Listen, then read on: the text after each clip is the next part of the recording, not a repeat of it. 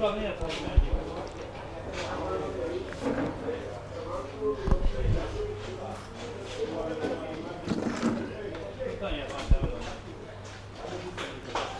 dealing with teams, right?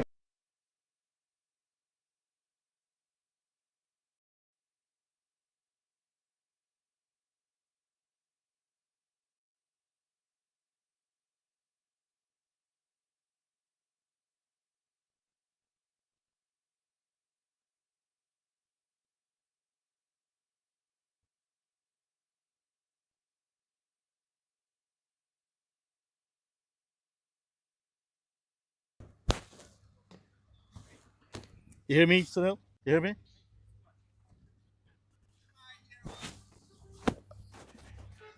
You hear me?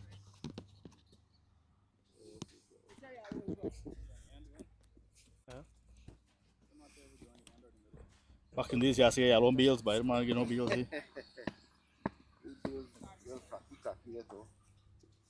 Yes, this part, yeah.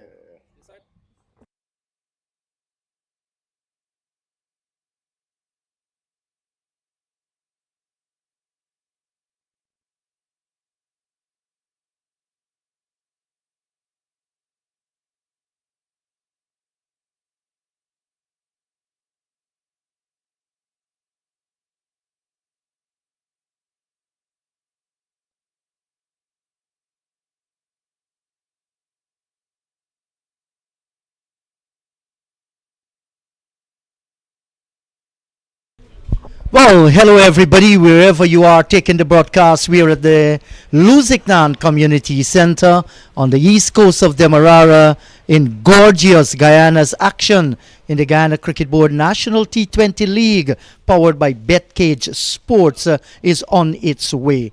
This is match number 6. And certainly the news from the middle is the Demerara Hawks. They have won the toss and decided that they're going to take first strikeout in the middle. Fantastic atmosphere for cricket here. The competition has been real good so far. And both teams today are rearing to go. In fact, the Piranhas and the Hawks, they are hunting their first victory, suffering losses in the lone game they have played so far. So somebody must come out victorious today. That is what this game is all about. With me in the comebox, my colleague Naeem Chan. Hello Naeem. Promised to be another fascinating day of top-class cricket. Yes, and I'm enjoying every minute of it actually since the tournament started. So I'm delighted I have been called also to be a part of it. At least to help to describe what I'm seeing. Nice colors. What do you call that? We have red and we have dead red. That's dead red. Really bright and sparkling. So we're ready to go. Suresh Danai will come into Shamar Yearwood. Those are the two batsmen at the crease at the moment. It's ball time.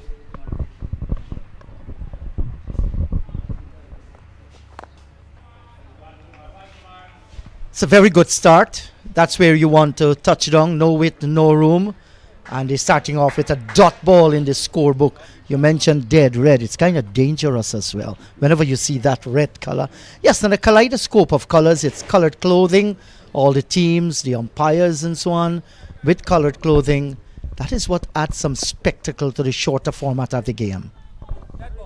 And the Hawks, their uniform is a bit dull, not bright and eye-catching. It's more like a muddy color. And it goes with the ecosystem, I guess, the Amazon and our Atlantic Ocean. Kind of muddy stuff. Here's Danai.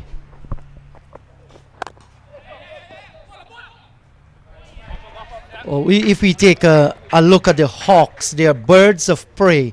And normally their colors are disguised. They kind of camouflage so that they can attack their prey at any time and do not announce their presence very early. Yesterday we saw a very good encounter here with the pit bulls. They played the anacondas. The anacondas, at one time you felt that these guys were to go on and win. Yeah, it came very close actually, and on paper at least, the pit bulls are boasting the strongest team.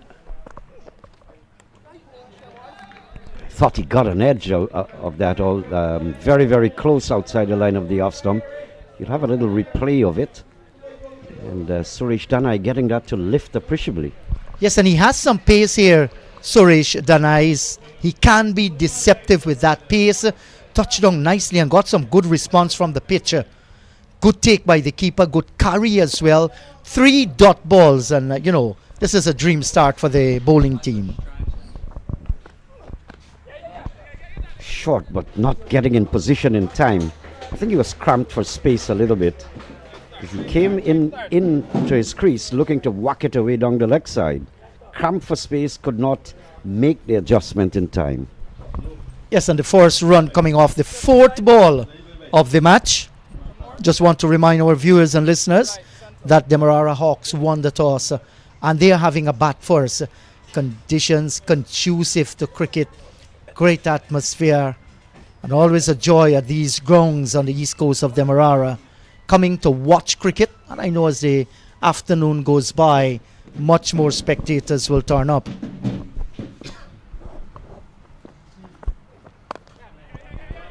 Watchful, meticulous. That's the operative word in the Hawks' approach up to now. And that's the brother of Kevin Sinclair. So Are they actually cousins? Cousins. Yes. There are so many Sinclair, you will feel that they are brothers. But Sion? Is it Sion? No, that's No. Sion Hetmeyer. yes, this is Junior. Sinclair out in the middle. Keon is the Keon. medium fast bowler. Yeah, they like cricket. And I'm so proud of Kevin. Recently I was reading in the press about his foundation. Great work, Kevin Sinclair. In the air, but to the left of mid-on. And that will carry all the way to the boundary. Freeing up the tension a little bit there, Junior Sinclair. Seeing it, that's Yearwood correction. I have not had my lunches yet. Quite possibly that's the problem. But he saw it was in the slot. He saw the mid-on and lofted it straight to the left of that fielder and down to the boundary for 4. Nice comeback shot. End of the over. It's 6 without loss.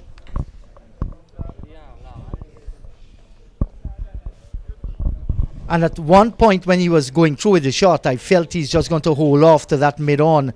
But here is where the bottom hand came in and actually guided. Demerara Hawks, Junior Sinclair, Adrian Hines, Brandon Jaikaran, LaRose, Yearwood, who's been in good form. Good to see him there. And for the Piranhas, Rampasad is the skipper. Wicketkeeper Sukwa. Normal team that played. That's Narendra Prasad. Actually, that's Devendra Prasad. I think there's a little mistake there with the name. He's Devendra Prasad and not Narendra Prasad. Let's get started. Let's get a good start again. Well, how the times have changed since the entry of the short version, Jeet, where you see spinners opening the bowling. In front of them. Even Suresh Danai normally would not open. You'd have 2 spinners, sometimes 1, and a pacer. But spin has been dominating this version. And it's scary because spinners are oftentimes being put away over the top for 6s and 4s. So quite a drastic change. Absolutely so. There is a place for spinners, sometimes even at the death of an innings. Yes, yes. And what a good start. Lovely, lovely. A little bit of turn, not too much there, but young Aryan Prasad touching down in that corridor where the batters are going to feel a little bit uncertain.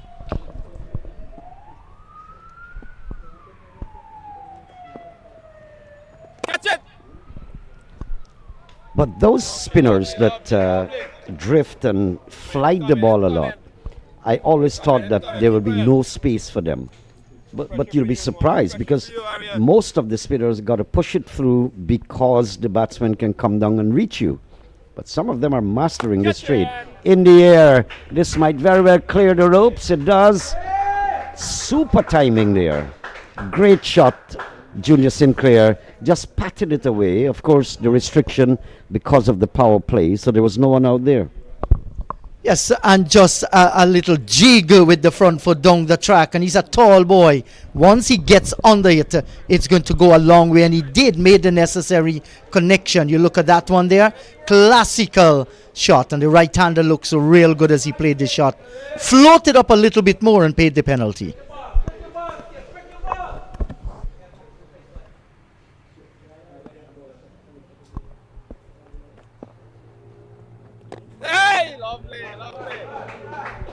Very good start here by the Hawks. Nice tempo. They're keeping up the tempo.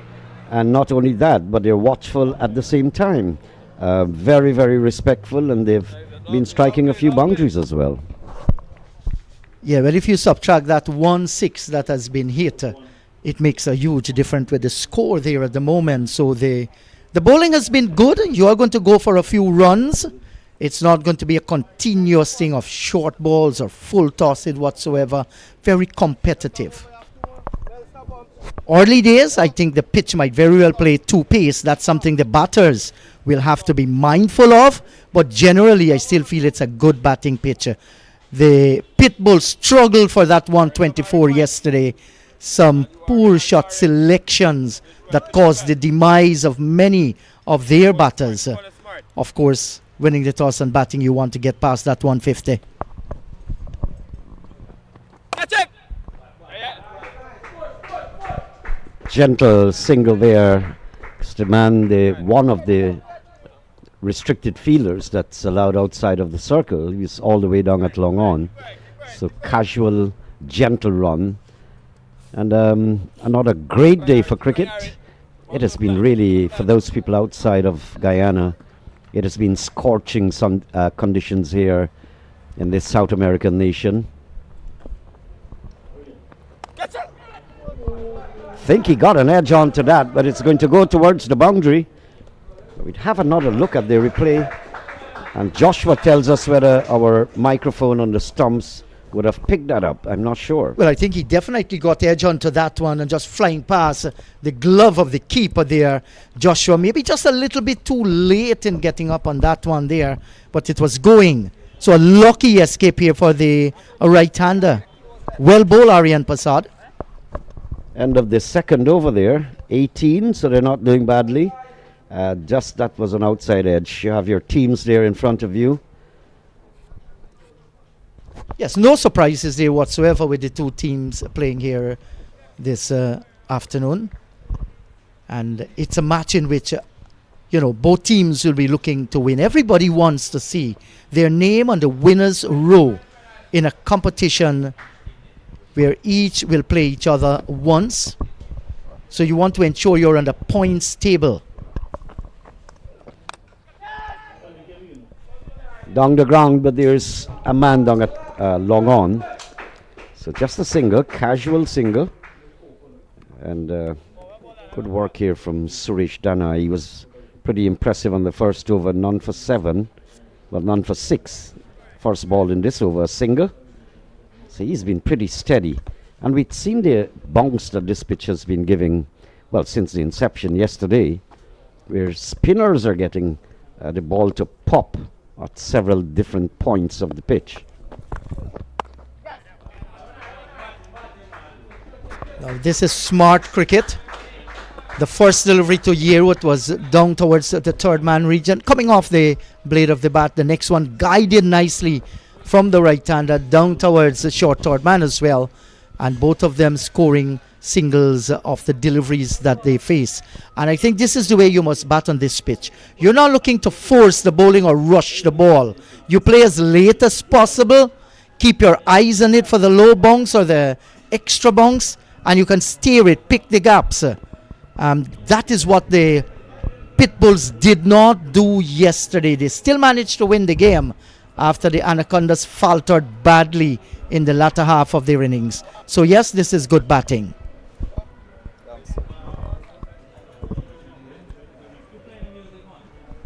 Well, I see the umpires are having a little chat, and the two batsmen also. I wonder what they could be talking about, if there was a particular spot on the pitch that looks pretty upsetting. I think it has to do with the ball. They're giving the ball to Junior Sinclair. He's the skipper for the Hawks team, and I think they're asking for another ball. Well, it's a brand new ball, and you never know, these can suffer early damage. We have seen it so often, and the umpires spotted it very, very early, and they decide to ask both skipper to take a look at it, Jonathan Rampasad and Junior Sinclair, and our third umpire, that's Abbas, running out with the box. Virtually, might very well be a brand new ball. Now these are the matches on the point standing. Of course, you've got the Pit Bulls and two other teams are really way up in front. Jaguars and Anacondas winning 2 in 2. Yes, and the Hawks, the Piranhas, they're struggling for their first victory, as well as the Caimans. So the Pit Bulls and the Jaguars way in front, winning both of their matches. They are right on 4 points, so they are leading the table. Points are of vital importance, along with your net run rate. When it comes to crunch time, that net run rate is of vital importance.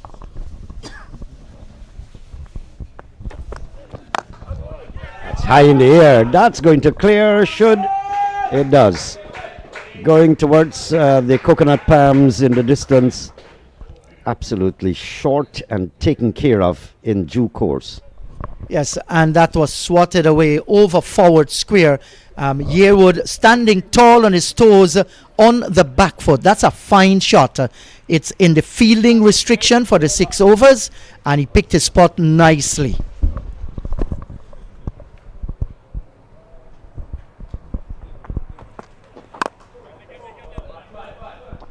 Nice comeback ball there from Suresh Danai. Getting Yearwood to just flinch a little bit as he prodded forward. Nice outfield. The compliments there to the ground staff. They've done a lot of work.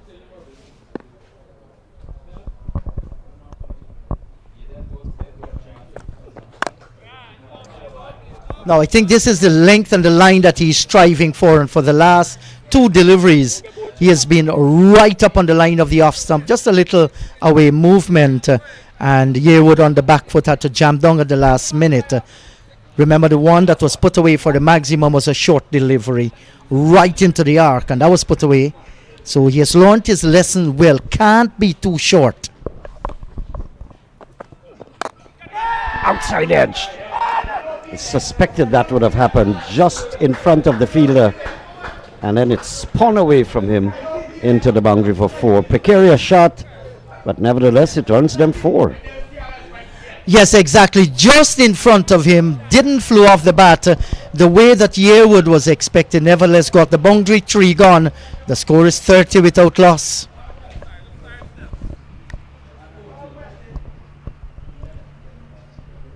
So good start for the Hawks actually. They're going at a 10 per over. You can't ask for more than that. It's in the power play. So in actual fact, if they can get to 60 at the end of the power play, that'll be exceedingly good. Yes, 10 runs and over. The projected score will take them to 200. It's early days yet. Sometimes all it takes is a wicket. Even Naim Chan can calculate that, you notice? I'm precise on my pronunciations there. Yes, you're good with your 10 square. So I think if we change from 10 to 11, the struggle begins. Gets worse with 11.2. Keep going, Arian. So Aryan Prasad will continue from the southern end of the ground. And it's almost a windless afternoon here at Lusignan. Very, very hot. I think yesterday was much better. There was a nice cool waft of wind coming in from the northeastern part. Today, hardly finding any leaves shaking. Wide signal by the umpire. Well, at LBI, it was extremely breezy. Very, very windy. It was shaking some of the cameras on the tripods. And then yesterday was pretty windy also, but it's very humid.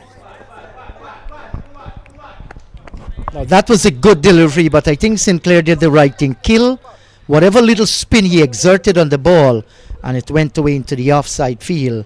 So you have to be patient sometime. Not because of the shorter format of the game you feel you can hit every ball for 6s and 4s.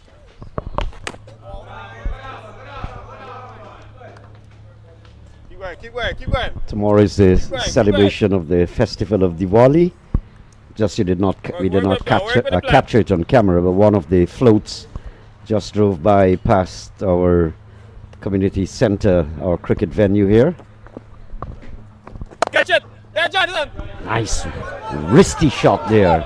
Good shot, Sinclair, but can get to the boundary. Nice wristy shot, flicking almost.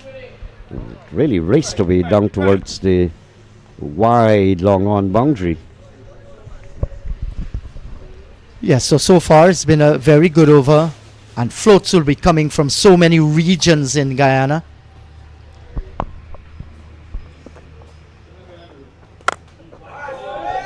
Oh, it's a big swing of the bat, and that's going to disappear a long way over wide long on for a maximum, confirmed by umpire Moses Rampal. Sinclair, a tall boy, outside the line of the off stump, half volley, and he put it away beautifully. And that's a long walk for the fielder out there. That will tell you the might of Sinclair.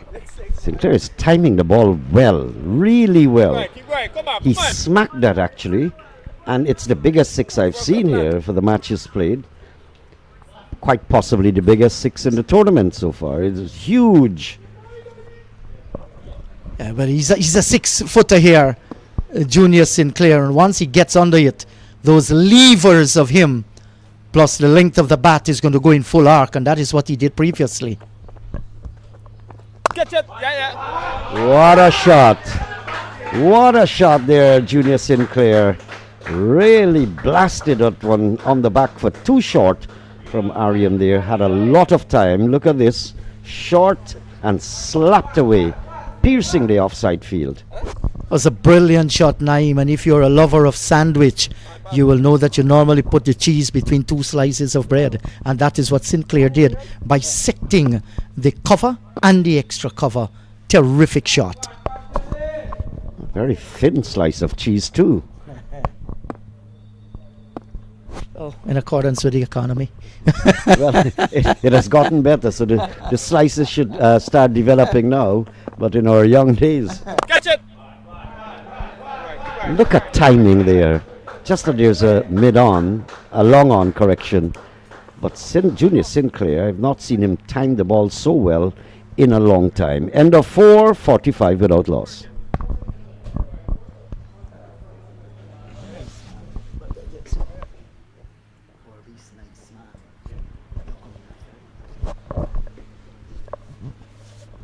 Yeah, that was all timing the previous shot there by Junior Sinclair, and looks so good. At this point, you know, if we say congratulations to the ground staff, you know, it's going to be in order. What they did last evening was not to throw any water on the pitch whatsoever, realizing there was still some moisture there. They covered it and allowed whatever early morning moisture to come up, and then they use the light roller to roll it. It's looking so much a different pitch this morning. Sinclair just playing through the line there because the bounce was good too. Lovely shot. This is a fine start by the Demerara Hawks. When you look at the likes of Barrington and Thaddeus Lovell to come, Vantul, it's a strong batting order.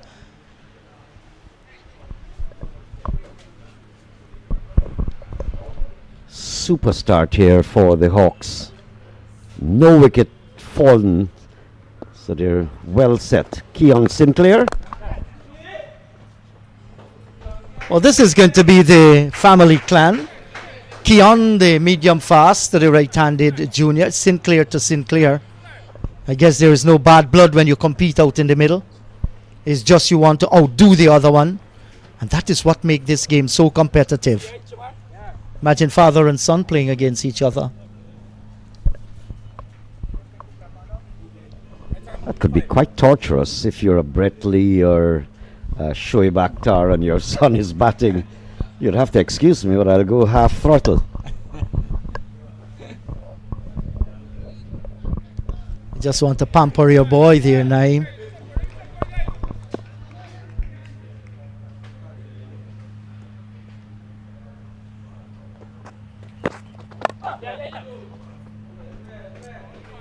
And because of the way that Shamar Yearwood played that shot, onto the back foot, waited on it. That was slow bounce by Suresh Danai. Hitting the pitch hard, but not coming through real fast.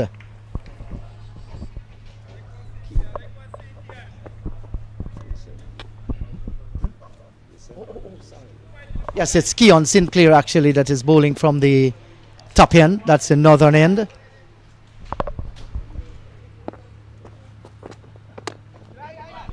Lifter. That one lifted, but Junior Sinclair is pretty tall, and because of that, he was able to get over it. Nice swift bounce there from Keon Sinclair to Junior Sinclair. Yes, look like a jockey who is very skilled there. Junior Sinclair on top of it, rode it beautifully. Soft hands and getting the single. No flinch whatsoever.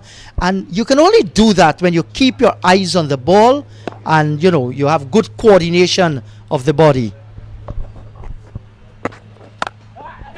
Wow, that's big. That's big. He lifted it from the almost like a Yorker. Just paddled it away quite easily in the middle of the bat. There's a man out there, but it went well over his head. And that's because it was badly lined. And Shamar Yearwood, he's some good form. And he did not miss out on that one at all. Right into the slot. Good bottom hand. It's very strong with the wrist there too.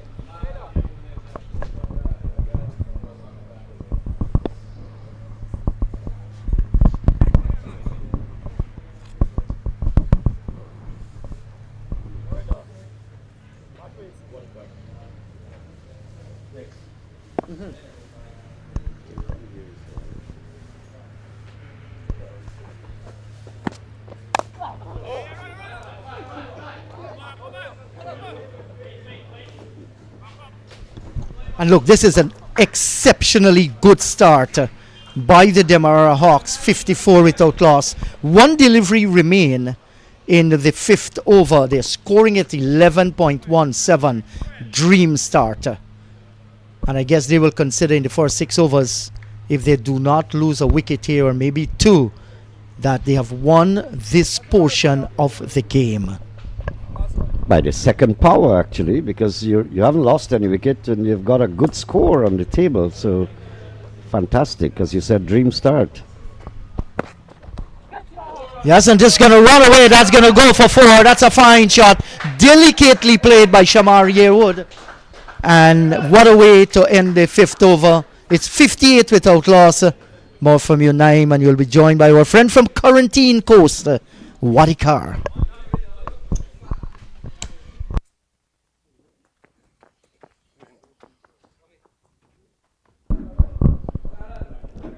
Good afternoon, Wadikar. You look quite neat and well fed, may I say. Good afternoon to you, Naim.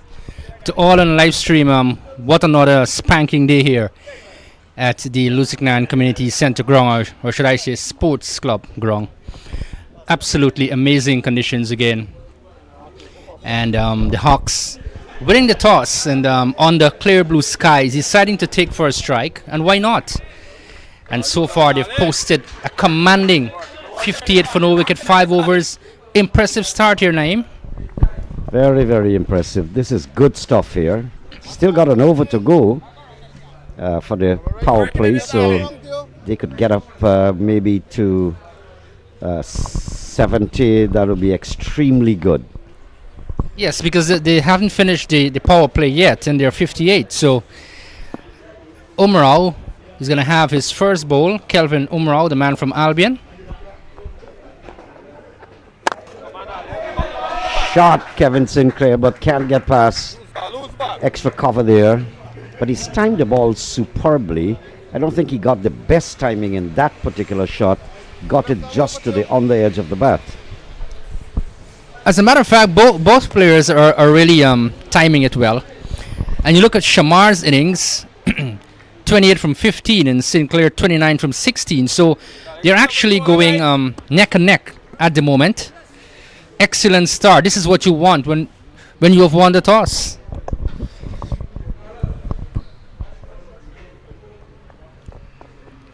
That's it. Lovely down, lovely down. Kelvin. And I was looking at the competition yesterday, Naim. We have had intense cricket during the past week or so.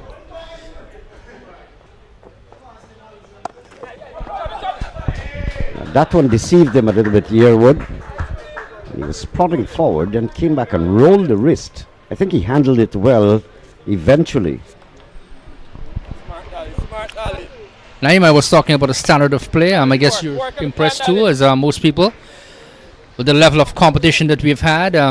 These players who are on the fringe, basically, having an opportunity to to display their talent around the globe. The umpire is unimpressed actually from the beginning there. But that's what the more cricket you play, more opportunities will be provided for young people. And it was a good decision of the board also to have as mandatory 3 under 19 players each side must have. You can have more, but a minimum of 3. This is slugged away over the top, and that's the maximum. Well, Junior Sinclair has really stepped on the gas, and he has been doing that during the course of this innings. What an innings so far.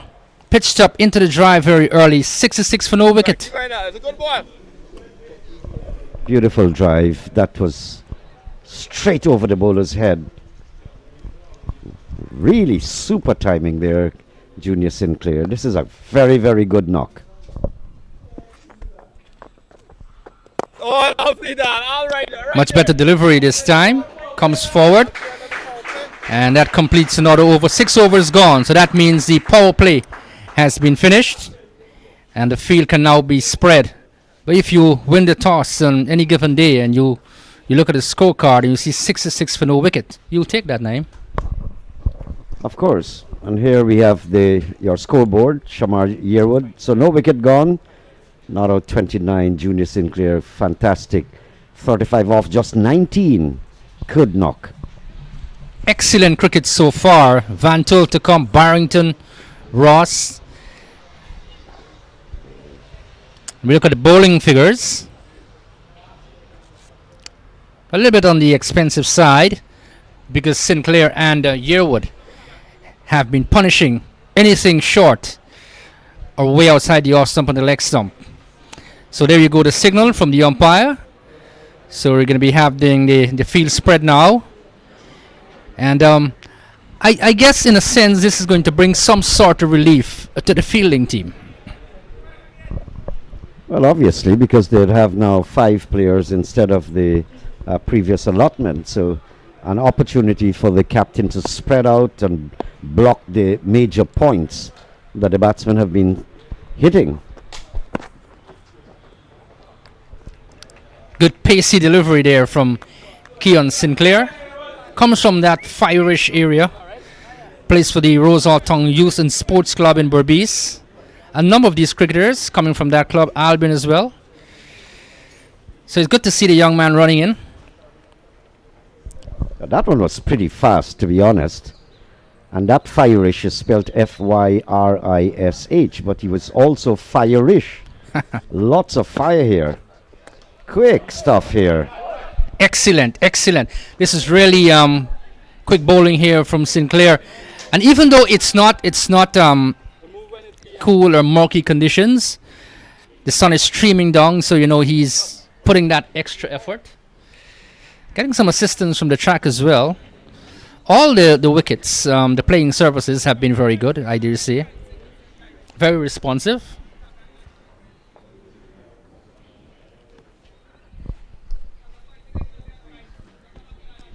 But he's working up some pace, and that's nice to see.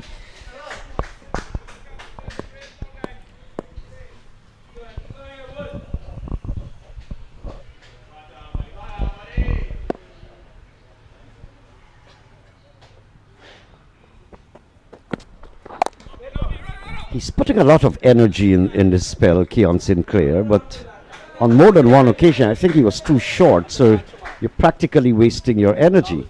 Unless you're setting the trap for a hook at backward square or a big heave down the offside, because there's no slip to take any outside edge.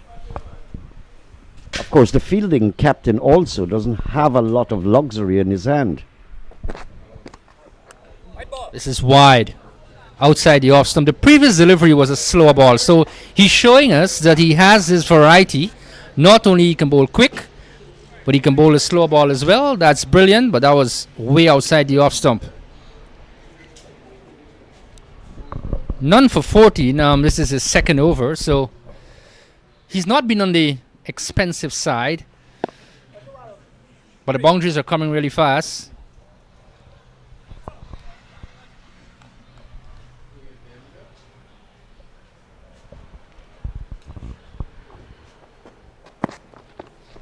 Again short, but there's a vociferous appealing.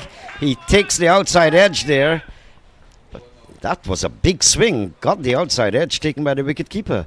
I thought for a moment it was pure wide from this vantage point. Well. So we look at the replay now on our monitor. Yes, might have had a little edge there, and Adrian Sukwa doing excellent wicket-keeping duties there. Pull off the catch to send him to the pavilion or the dugout, and he goes back 29 from 21. Nice little innings from Shamar Yearwood, and they'll be really happy, the fielding team, to see the back of him. He's a very exciting player. Another exciting player comes to the middle, a former first-class player, Shamroy Barrington, 67 for the loss of 1 wicket. Let me say good afternoon or good morning to you wherever you are across the globe. To my relatives in Schenectady, USA. Some of them told me that they were following the cricket and all of that. I'm happy to know that we can present to them the information as it unfolds. So people following the action. Yes, Naim, so another good player has come in. 67 for 1. Well, I think the Hawks are, they have lost 1 wicket, but they are so solidly positioned that the launching pad has been well prepared and greased. Good platform for the other batsmen coming in to take advantage of. Right time over the wicket. Yes, and this is a time now that it's going to be very important. As soon as the power play is finished, a wicket goes down, it becomes a situation now they'll have to be much more focused, much more careful, obviously, because the field is now spread. And Ramprasad has been doing a good job during the course of this competition. Young man who does well at academics as well. So it's good to see that we have these players, even though they excel in cricket or in sports. Their academic background is pretty good. As Sinclair prepares to bowl to Barrington.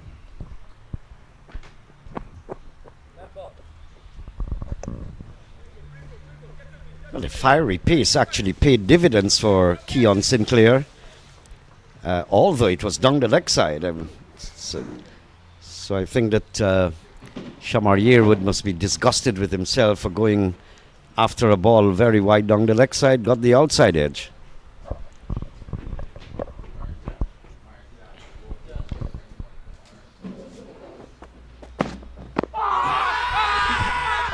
Struck in the pad, there's an appeal. Not out, says the umpire, but that was a loud appeal. And the turn down by the umpire. If you look at the monitor, the replay. Naim? Well, our view is being actually blocked by the umpire, so it's difficult for us to make the call. But the umpire is in the best position. But Shamrock Barrington was beaten for pace. Yes, he's working up real pace, and that can bring you a wicket or two. This is short. He gets his first run down towards mid-wicket. The fielder comes off the boundary from backward square, and he'll be a happy man going to the non-striker's end. 68 for 1.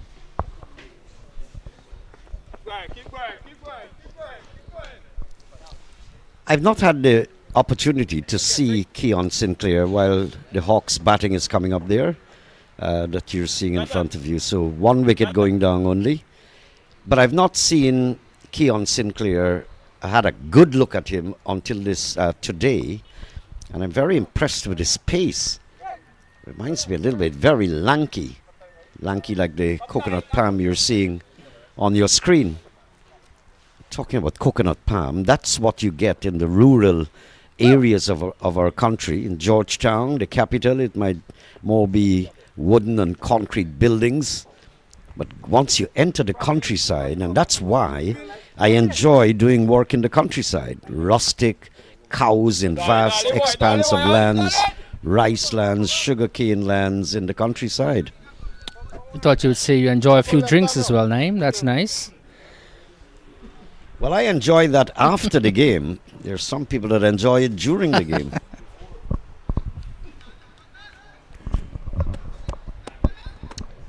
So Umarov will continue. Not a bad start actually, just for 8 runs in his solitary over.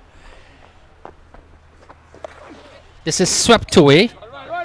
Down towards deep backward square. The fielder comes around from that mid-wicket area. Has to go a pretty long way. In fact, he's deep backward square down towards fine leg. And they get another single. So this is the period that's going to really test their ability here, Naeem, to see how far they can go. The power play was good for them, yes, but they'll have to, I guess, readjust.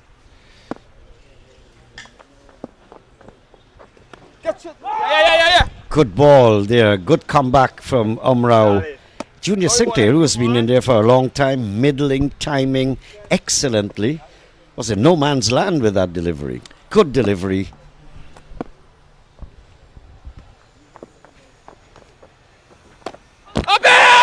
This is a slug. Misses. The question has been asked. The umpire says not out. Kelvin Umarov on the 19 product, like so many young spinners across Berbice. But he has had Junior Sinclair struggling in this over, no doubt about that. Good over. This is just pushed into the onside, and they get a very quick single. And that's very important, and time and again I would say this, I love boundary hitting, but turn the strike over. Strike rotation is always important. 70 for 1.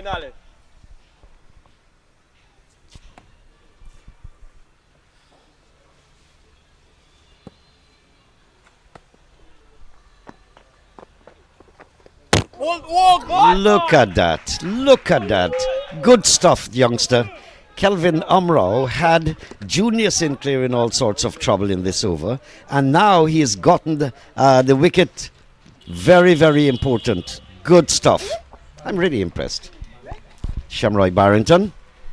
Excellent work there. Barrington coming forward and comprehensively beaten and bowled. And that's a pretty good job by the bowler there, Umarov. He's really bowled well so far. And picking up that wicket now has really pegged them back a little bit now, 74-2. They're still in over number 8, so they're going away with the runs. But the important thing for the fielding team is that they've taken 2 wickets, and 2 vital wickets too. Very, very good bowling here from young Umarov. And he's one of the mandatory on the 19, I guess. Very impressive. And he was bowling at a time when Sinclair, Junior Sinclair, was seeing the ball very, very huge in front of him and was striking it with immense timing. And at that period, young Umarov came in, had Sinclair disoriented at least for an over, and in that very over picked up the wicket of Barrington.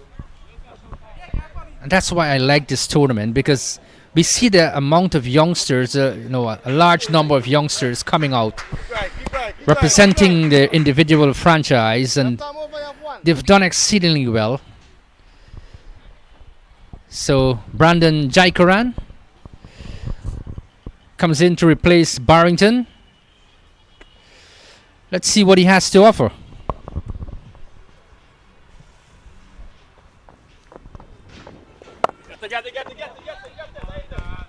I saw Jaikaran in a previous game in this tournament. That's the end of the over, nevertheless.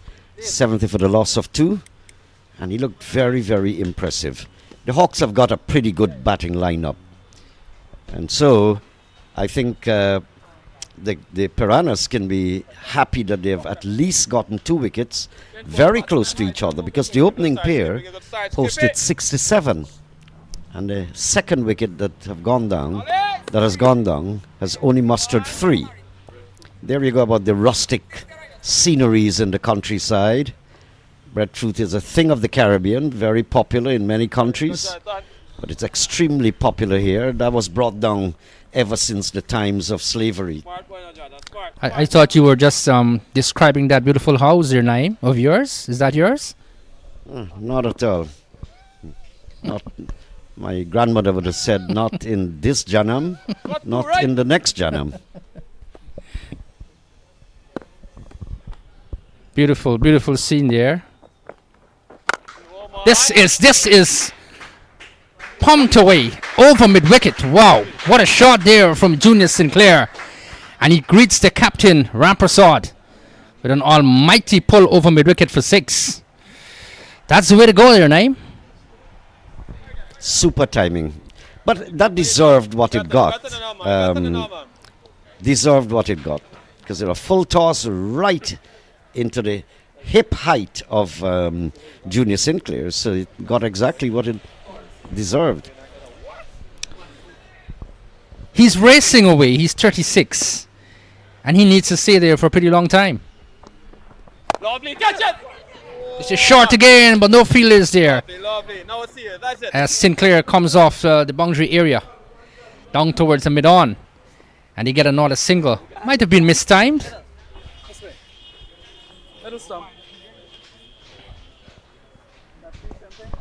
The Hawks here cruise control, so to speak. And they've been sailing along. Brilliant start. Got almost 70 in the power play, and that has been continuing. Thanks to Junior Sinclair, 43 from just 24 deliveries.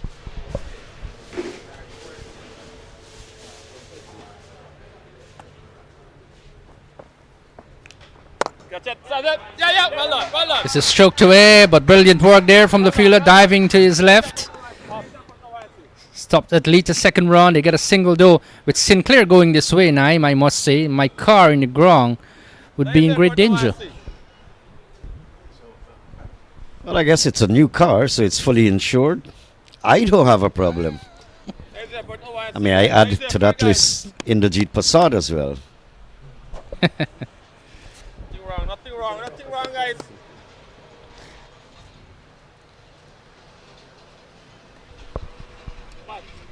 The wind has picked up a little bit. Look at the flannels of the players.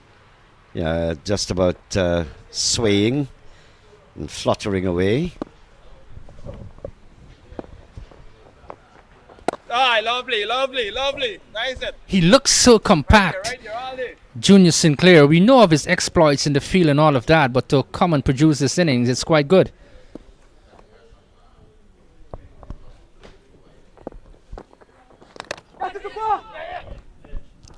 You got an edge onto that one. He'll pick up a single. Junior Sinclair is not the prettiest batsman to look at, but he's effective. He's clobbering the ball with absolute precision timing. Good timing, but he's not like the most or the prettiest batsman around the scenario, the cricketing fraternity at the moment. Catch it. New over, Jonathan Ramprasad. Lovely. Good, so what? We've had 9 overs bowled here at Lusignan, and the Hawks winning the toss and batting. They're 79 for 2. Let's remind you, this is the National T20 League, coming to you with the compliments of BetCage, and of course with the courtesy and patronage of the Executive President of the country, Dr. Ali. You would enjoy those days, Naeem. Some spectators there Keep in the going stands, now. just watching the cricket. Nice to see. That's downgrading me, because I never were in the stands. I'd always be outside performing, whether athletics or cricket. I was just making a statement. You doing commentary, enjoying the spectators sitting there, Naeem. Okay. Few low punches already.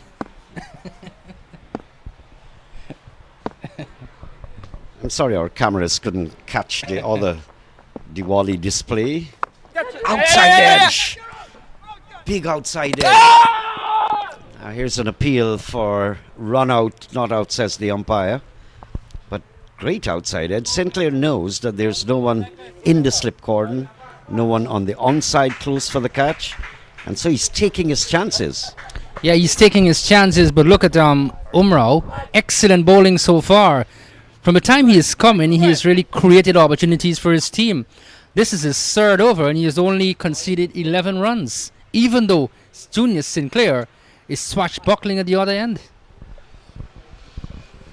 I'm really happy for Kelvin Umrao, any youngster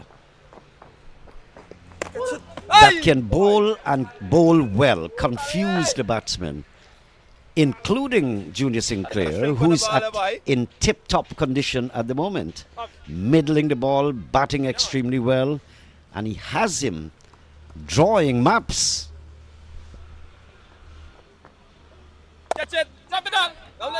Back to the bowler. Excellent work from the bowler himself. And this young man is a real asset in his team. Given that amount of energy to dive to his left, the bowling has been pretty good.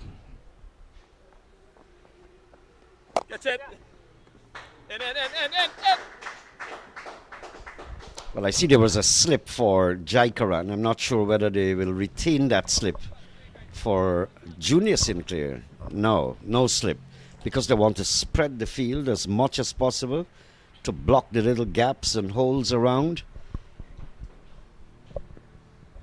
Kelvin.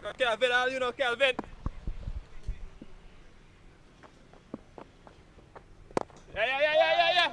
Coming forward. Good bowling here from Umrao. And he's got to do pretty well to keep him quiet at this moment. Sinclair, who is motoring along.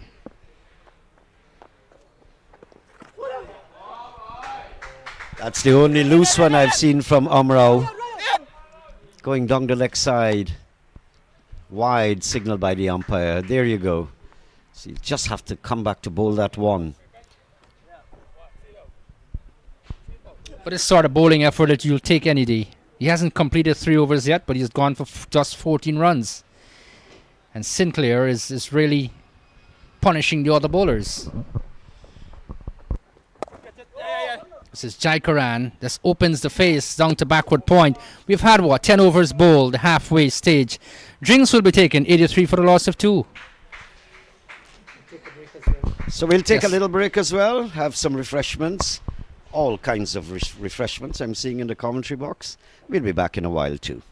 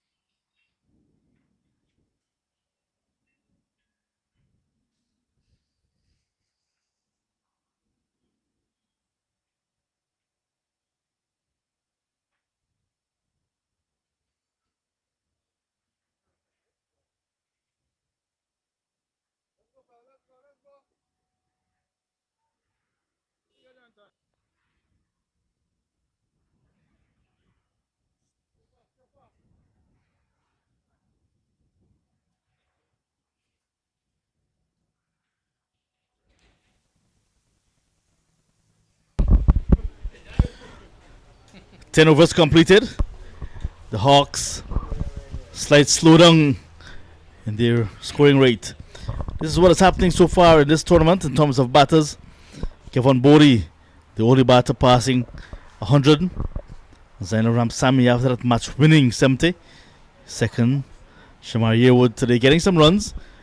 Chances are he's going to be pretty close to 100 runs as well. The 4s and 6s race, Kevin Bodie, Shamar Yearwood, Perez. Bodie, Ivan Fu, the top 3 in the 6s race. So it's all happening here in the Guyana Cricket Board National T20 League. Conditions continue to be extremely gorgeous for cricket. Beautiful afternoon in the countryside at Lusignan. In a few moments, the afternoon traffic will pick up on the public road. Rampasad to continue. This is his second over now. First 10 overs. We saw the Demerara Hawks getting off to a quick start, but then some wickets slowing things down, bringing back the Piranhas back into contention.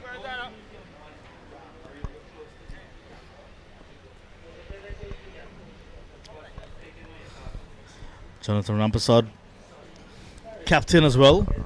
JR, Jonathan Rampasad, John Ramsing. This is an excellent start here by Ramprasad.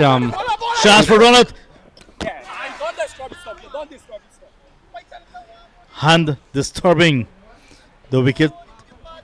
Good call by umpire Stefan Josiah, who's had a non-strikers in.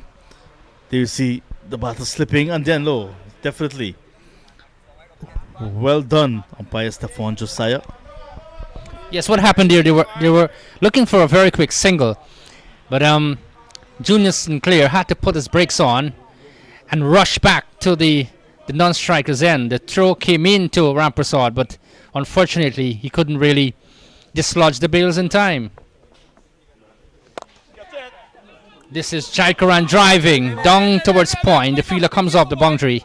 That's Danai, and they'll get a single. Good start so far here from Ramprasad after he was roughed up in his first over by Sinclair. Good to see him come back nicely in this over, John. Keep going.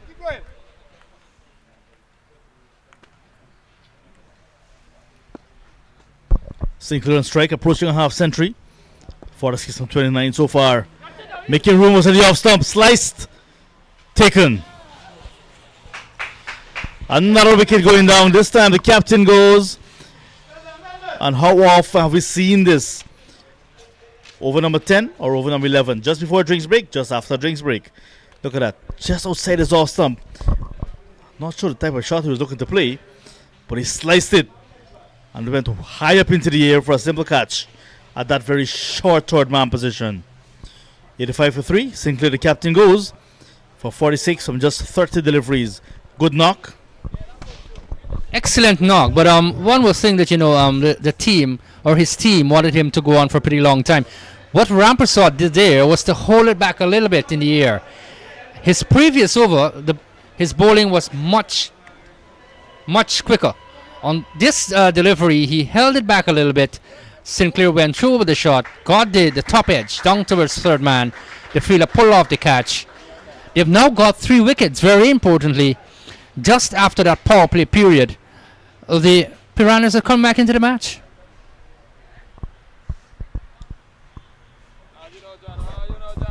You've seen the name Jerry on your screen, but it's Jeremiah Scott, the new batter for the Demerara Hawks.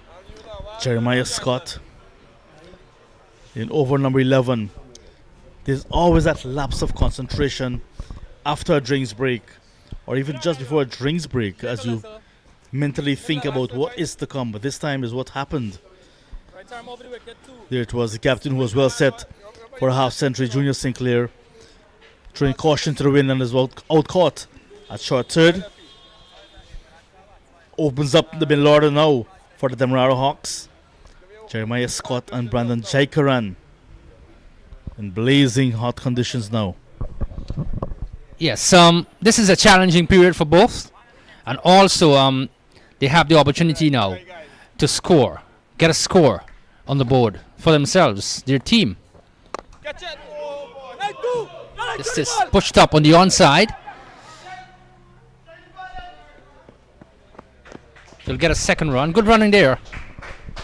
One thing for sure with Scott at the crease, the other batter at the other end will have to really step on the accelerator in terms of running.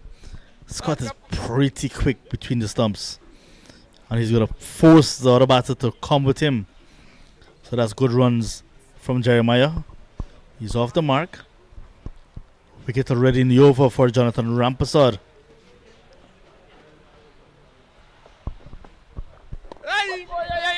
Oh, well bowled again.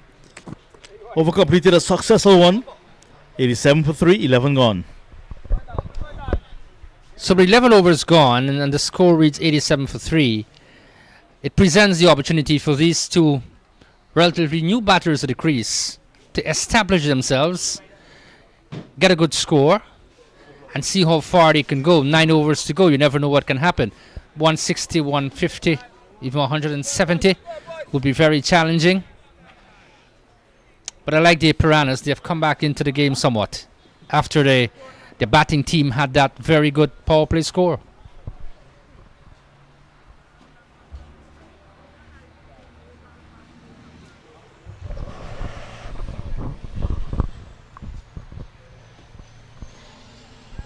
Coming in for his final over now. 1 for 14, Kelvin Amro.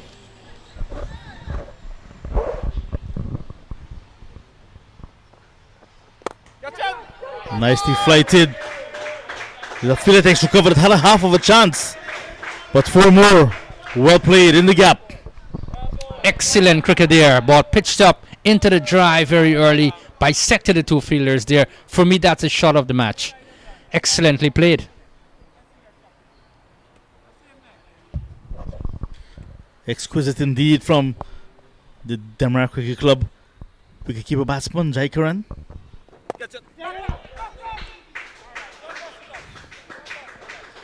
Yeah, just using his wrist nicely, breaking that. He's getting the easiest thing, but Amra has done very well with the ball. This is his 4th over, 1 for 19. So he has shown good control, good variation as well. First game for him, so trying to make it count.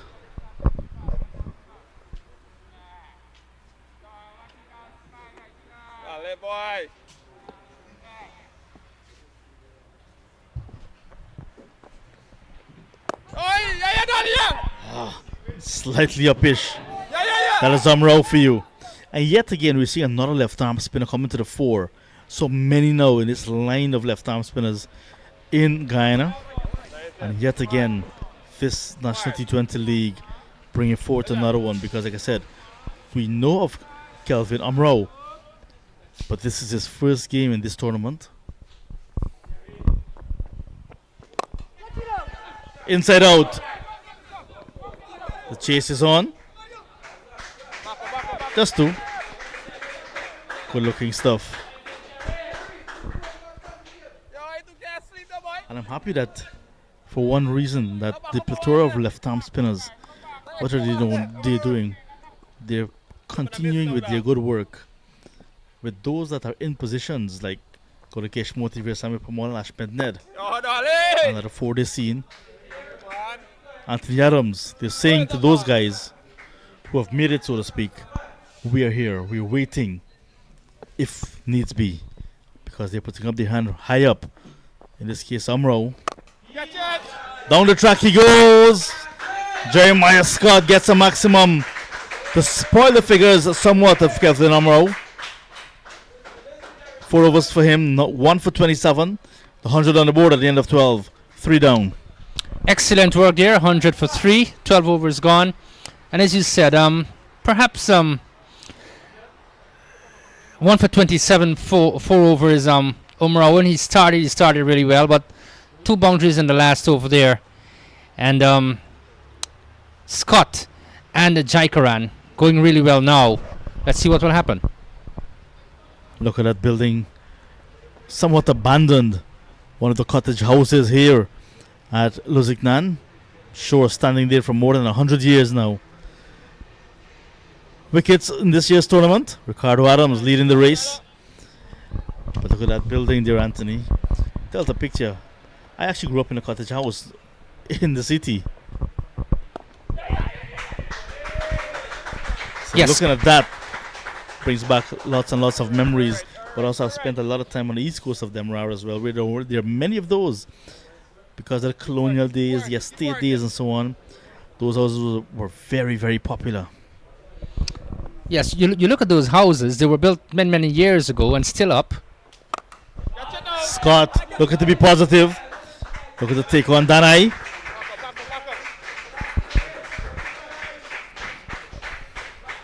Good intent from Jeremiah Scott so far.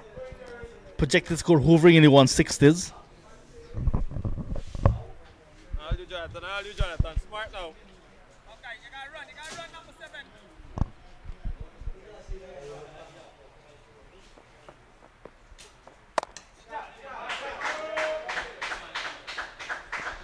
And talking about houses, John, there's a house in Berbice, owned by the Frasers, which was initially built with 100 windows, and they had to just take one away, so it remains 99 windows. The house is still up, and those ancient sites are a sight to behold.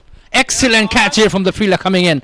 That's Sinclair, Kean Sinclair, as that's Scott looking for the aerial drive, looking to go over the top of long on. Excellent work out in the outfield there. Brilliant fielding. Another wicket goes down. Rampasot gets his man. There's Jeremiah Scott looking to take him on. And the wind. There's a little bit of a wind here. But Keon Sinclair coming off the boundary very quickly. That ball did not spend a long time in the air, but he came in very quickly and took it. 11 from 8 with 1-6. It's now 103 for 4. Yes, and I did say, that the fielding team is coming some way. They're finding their way back into this game after the power play belonged to the batting team. You look at the score now, 103 for 4. It tells you something, isn't it? That look, we're coming back into this game. You might be going away with the runs, but we have 4 wickets down, and that's very important. Coming back to those houses, John, it's always a pleasant sight when you travel around the country and so forth, and you see those ancient buildings.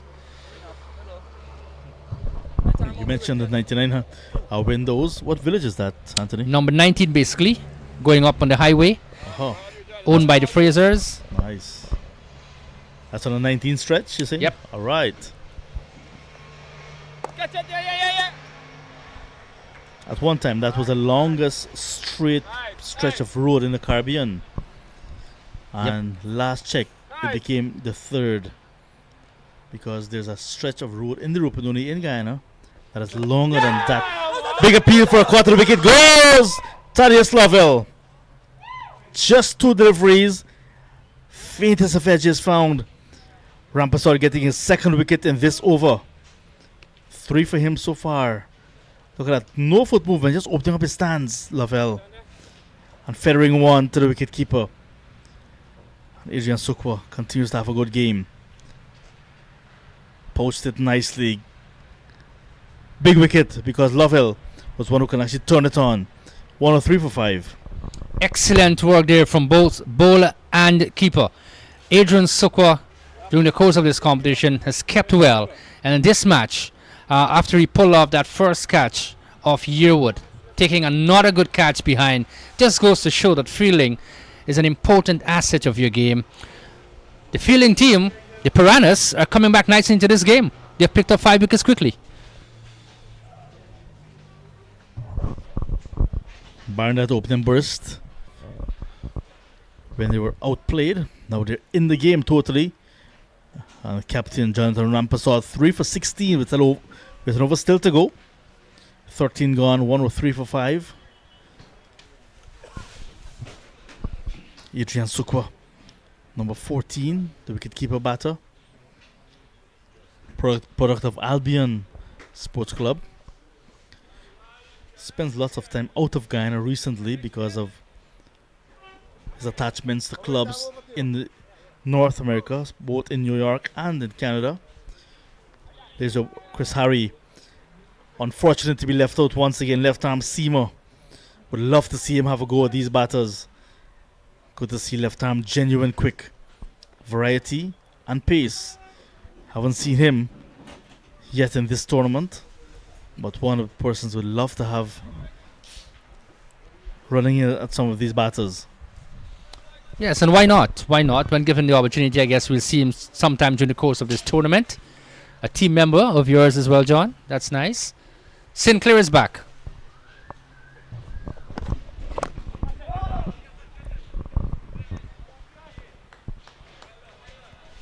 Not bad figures at all for Keon. Now into his third. 1 for 15. Showing some pace here. But this track is very hard. No grass. So you won't get a lot of lateral movement. If you bend your back, you will get some pace. Yes, he's very pacey, and Naim did talk about him. Running in really hard, bending his back in brilliant sunshine, and getting some lift out of the surface.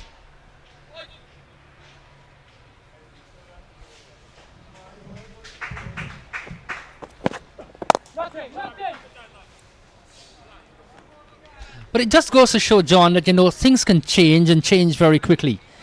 Rampersad, after he was put away to the boundary by Sinclair in his first over, came back nicely and has bowled 3 really economical overs after that.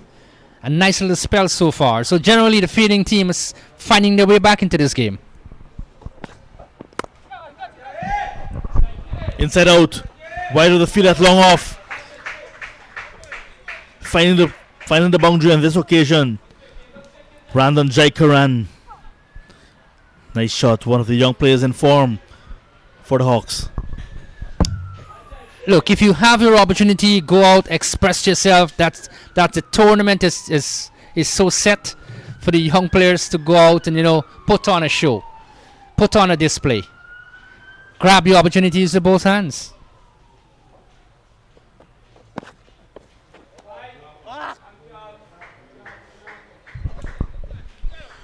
All roads lead to the National Motorcade tonight for Diwali. The Guyana Hindu Dharmic Sabha. It's a milestone year. 50 years for the Guyana Hindu Dharmic Sabha. They're having that motorcade tonight for Diwali on the eve of the Festival of Lights, which will be observed tomorrow. Looking forward to that, especially young ones.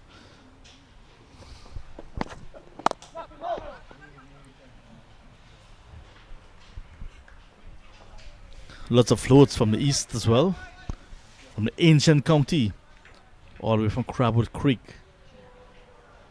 straight down to West Berbice, joining that national motorcade to celebrate the Festival of Lights. Light over darkness, good over evil. Pulled away nicely. There's a fielder, a backward square, right back on the boundary deep. So the boundary in the over, a wide now a single. Not a bad over in the context of how things are. Yesterday we saw 124 being recorded by the Pitbulls and defended. The Anacondas not able to chase down that total. Today, looks as if the Hawks will get more than that based on how they are at this stage. Projected to get 158. Inside edge. Steady over from Sinclair comes to an end. 14 gone, 109 for 5. Let me join in wishing all Guyanese and more so Hindus very happy Diwali, to be observed tomorrow, national holiday. And those listening online and watching online as well, may you enjoy that period of time. We look at the bowling figures, and we look at Rampersad, 3 for 16 from 3 overs. Umrao 1 for 27, Sinclair 1 for 21. So generally, John, the bowling has been pretty good. Remember when we had the power play period when they were pummeled? We now see a shot again of that wooden structure. Certainly not 99 windows, but some But certainly in windows. the reckoning. There are Hawks there on your picture. It's difficult to tell from their facial expressions if they're pleased, if they're worried, if they're comfortable, There we go, guys. or if they're waiting for motorcade. We'll never know. Rampersad will continue.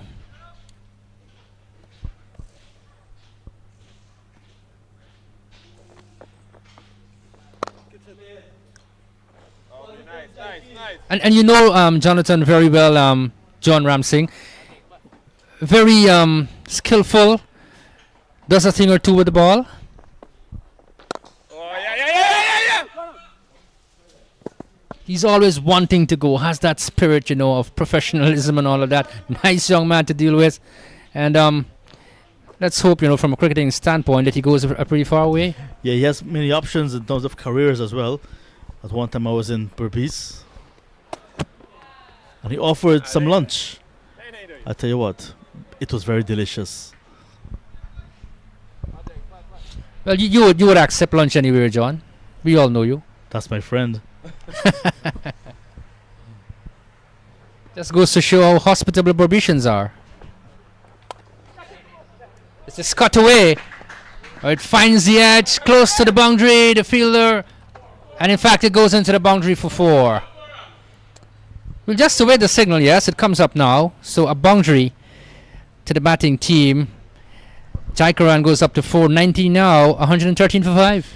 Little bit of room was at the off stump, and that was all Jaikaran needed. And just got the outer part of the bat down towards the third man quickly. So Jaikaran is now on his own, staging a nice comeback for the Demerara Hawks. 19 from 22. In the air, in the hands as well. Wonderful catch. Taken at that backward point position. You do not want to hang those balls in the air at all. If you do, you're flirting with danger. It's now 113 for 6. Jaikaran goes for 19. Look, this is an excellent period here for the fielding team. Rampersad has taken his 4th wicket. Impressive stuff from him. He has come back nicely. And this is really a period that they'll enjoy. 113 for the loss of 6 wickets now.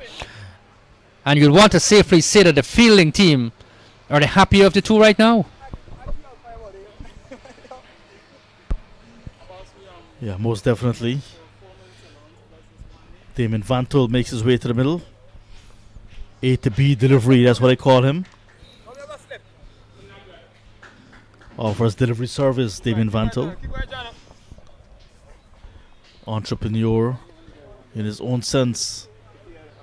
Now about to face the music, batting at number 8 for the Demerara Hawks. Vantul, Tuckborough Park experience, Maltinos in Georgetown experience. Someone of a franchise player before they even introduced franchise. Of course, he represented the Rosehall Town Youth and Sports Club too, so he's been touring around. That's nice to see, no problem with that. Exactly my point. Yeah. Pushes into the offside, once a single, is sent back though. Fine spell of bowling, Jonathan Rampersad, the captain. 4 for 20 from his 4. 15 gone, 113 for 6.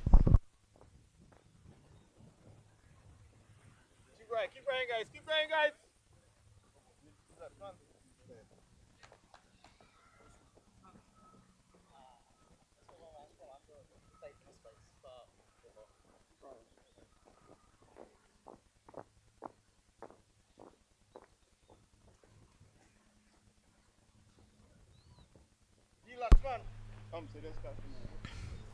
So Ricardo Adams leading the wickets race. 8 from 2 games. Anthony Adams 6 from 2. Pestano 5 from 2. Sampson as well. And now with this 4-wicket haul, we expect Jonathan Rampersad to be right up there in terms of wicket takers this season. Leading wicket takers, that is. 5 overs to go. That's 30 legal deliveries. As we look around, Lusignan Community Center ground. Shot of the highway just in the distance there. Inderjeet is back. Inderjeet, very hot conditions, but perfect for cricket. Nice smallish ground, good batting track. This is all we need to have a good game, as Lachman, for the first time today, takes his run up from the southern end. Yeah, very pleasant day for cricket. And so far a great fight back here by the Piranhas. Hawks at one stage going great guns, blazing all over the place, especially when Junior Sinclair was out in the middle, shots galore. But they have gone into a little bit of a lull here at the moment. Both batters yet to score. And here is where they can take the advantage on. Some disciplined bowling, be patient, bowl wicket to wicket, watch your length and line, and you can really create further troubles here for the Hawks. Nice and steady bowler, Devendra Lachman.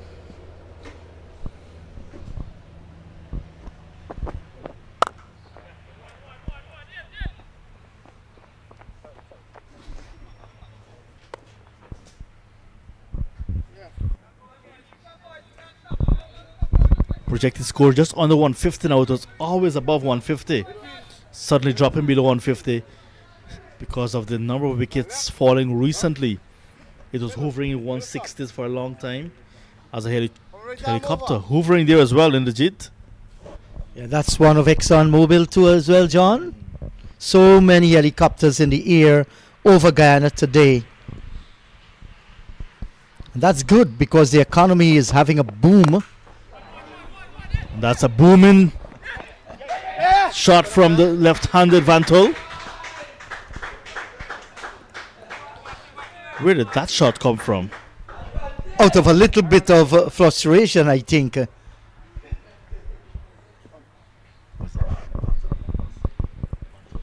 So Lachman does not have that express pace. He's bowling within himself, line and length. And Vantel latched onto him very quickly. 8 to be delivering so far for his side. 116 for 6 in the 16th. All sixes on the board. But we haven't seen many sixes from the batting side, the Demerara Hawks. Hawks tend to hover and usually attack as well from very high positions. The most dangerous of them all. Harpy Eagles. What a hog that is. So here is Lachman again.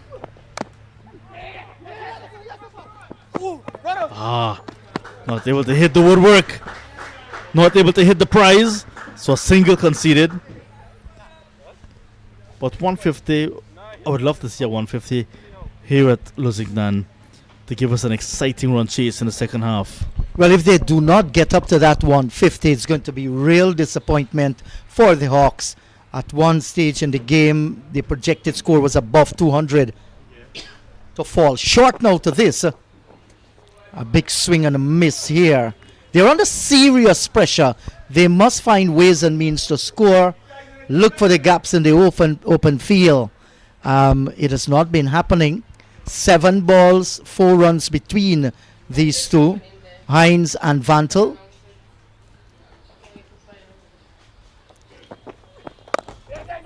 Oh, that's another good delivery, but this time played with soft hands. Good ball here by Lachman, turning out to be a very, very good over. 16 gone, 118 for the loss of 6.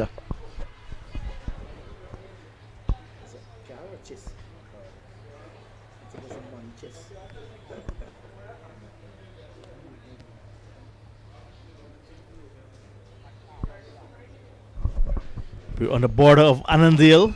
So right next to where we are, there's Annandale Village. Lovely village as well. There's a market, school there as well. And there's a youngster, John Apollo Ramsing, in the Corbian Park, which is the north of the public road. So very historic corridor that we're on, Annandale, which is next to Buxton. So those of you who know your history, Buxton and Annandale, rivals back in the days. Before that, friends back in the days. Until 1960s, things went a little bit different. You have a tree right next to Annandale on the western side.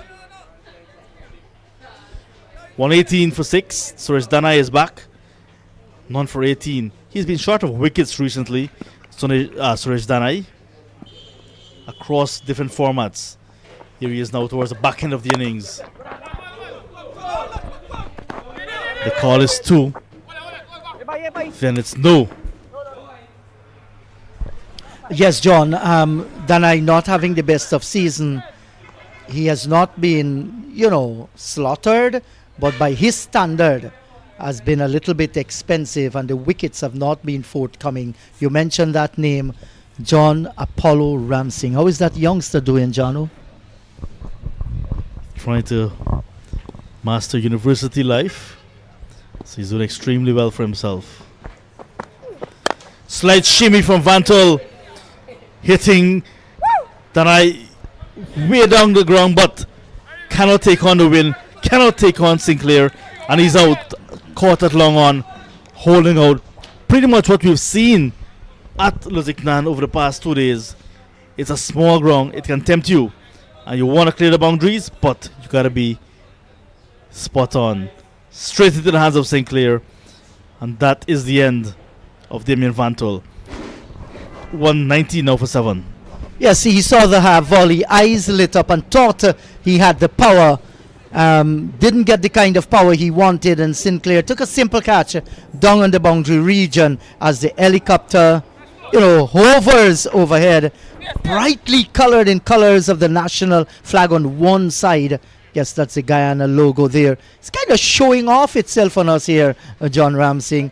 What a beautiful sight.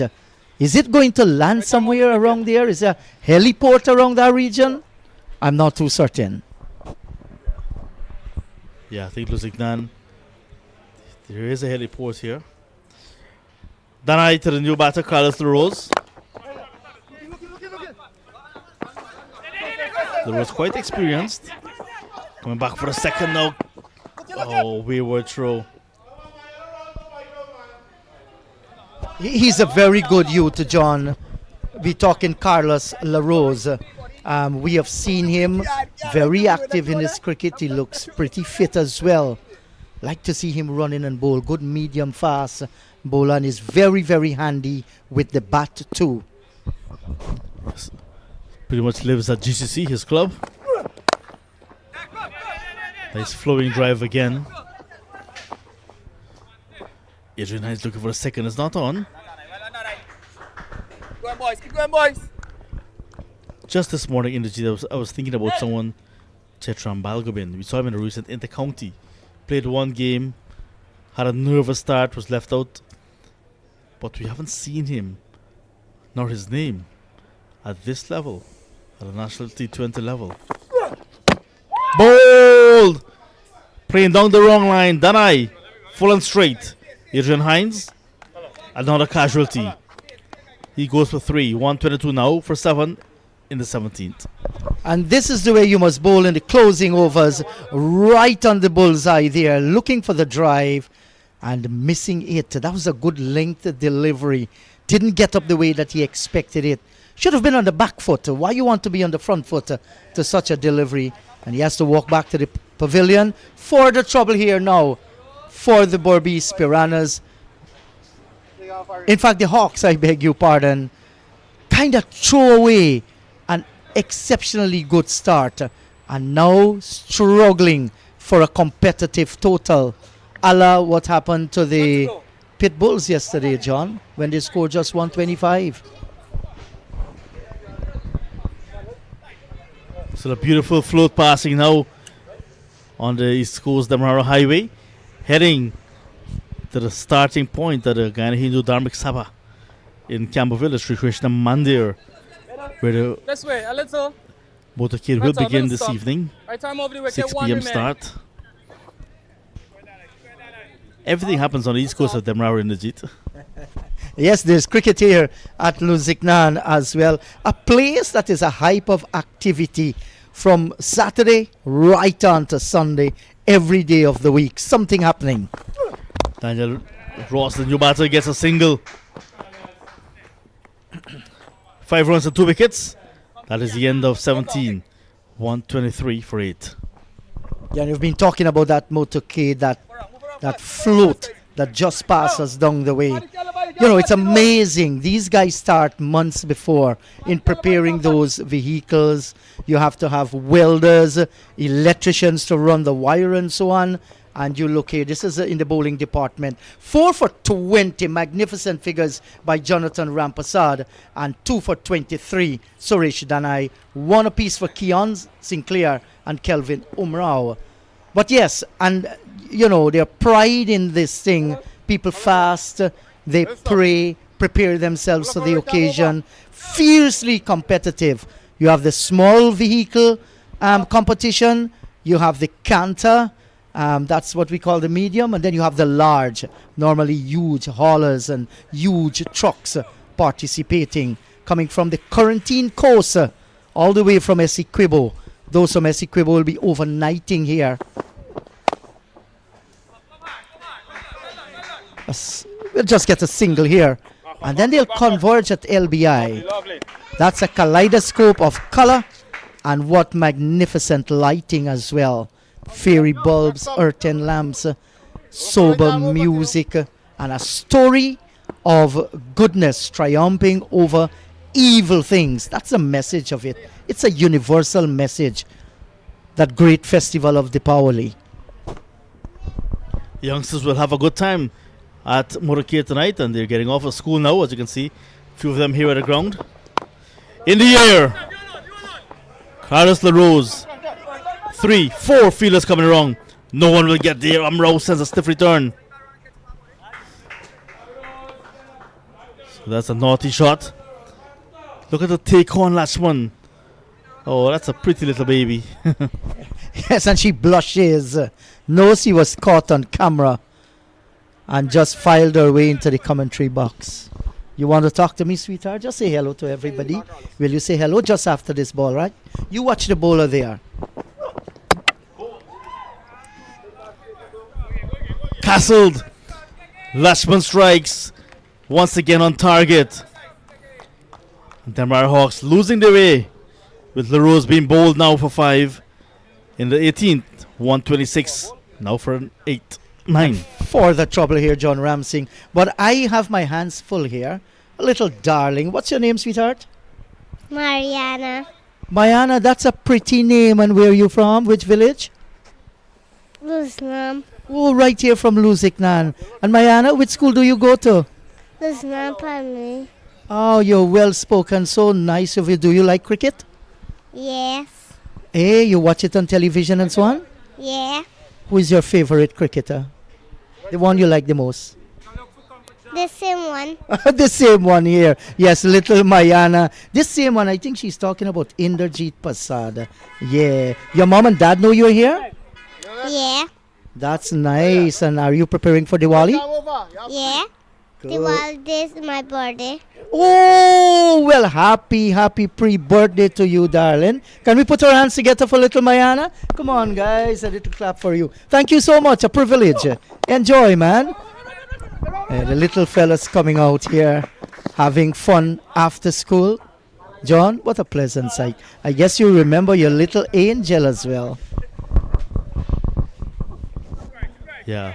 So the Guyana Chronicle usually sells a lot, but because that little angel you mentioned is featured in the Guyana Chronicle today, lots of sales, I was told. Yeah, she is a star in the making. Lots of lovely little ones. Means our future in the Jeet as a nation is very bright, with the youngsters coming out. I love that. If I go to an event in the Jeet, I can tell this to the world, and I don't see the young ones, I'm worried. Once I see the little ones coming out, I know the next generation is in the making. Of course, and you could not have said it better than that. They are the future.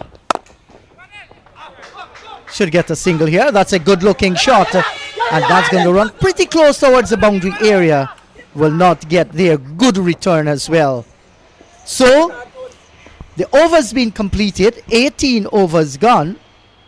It's 127 for 9. and the projected score 144. If the last wicket do not fall now, they might very well still struggle to get to that 144. Yeah, look at the Manhattans that was built in the early part of the innings, but after the fall of the first wicket, things just went downhill a little bit. Signal pretty strong here at Lusignan. Hawks 127 for 9 with still 2 overs to go. Yes, Junior Sinclair 46 from 30. Contribution from Yearwood, his 29 was valuable as well. I'd like to say hello to that little angel of John Ramsing, Alyssa Ramsing. Always energetic, up and about, doing 100-meter sprints. A little girl, young girl, just a toddler, coming out to the cricket field, whether at Everest, Kampai and Ghana, or Lusignan and Annandale, and running the field. What a pleasant little personality. The 9 now for his third. What I've noticed as well with little Alyssa, like you call her, she's been picking up the microphone and imitating what is being said. Might be a sign. So that's the reason why we have to be very careful at parents. A parent lifestyle is a child's copybook. So she's in the right field, you never know. Guyana deserve a female cricket commentator. A big swing here. And did he make any contact? Runs away. Well, brilliantly knocked back here. This is good fielding. That's the effort that you want to see. And good running between the wicket. Good chase down to the boundary as well. Yeah, you mentioned little ones. That's Romeo Demerara. His father was quite an athlete in his day as well. So good running. This last pair in the Jeet will really want to bat to the end of the 20th over. Do not want to be bowled up before their allotment of 20. But then I will be looking for a start. You want to wrap things up quickly. 2 here at least. Good running. Nice running. Yeah, and these two batting out in the middle should take some inspiration. How the Windward Islands latter wicket batted against the Harpy Eagles. That was painful. 70 for 6 and went on to score 275 to take that match. What a cricket game. What a lovely piece of batting by the Windwards at the end. Whelan come again, Harpy Eagles. Bye-bye, little ones. Didn't spare any time whatsoever to get at Lusignan, and now traversing their journey. I guess they would have done that on many, many occasions. Flat batted. And we get the boundary. Daniel Ross, left-handed batter, coming way down the order and getting some runs, useful runs for his side. In the 19th, it's now 136 for 9. Yes, and I think at one stage the field out on the boundary slowed up a little, thinking because the ball bounced it would have slowed down, but it gathered a little bit more momentum than he expected, and it went away for 4. That's going to bring some relief.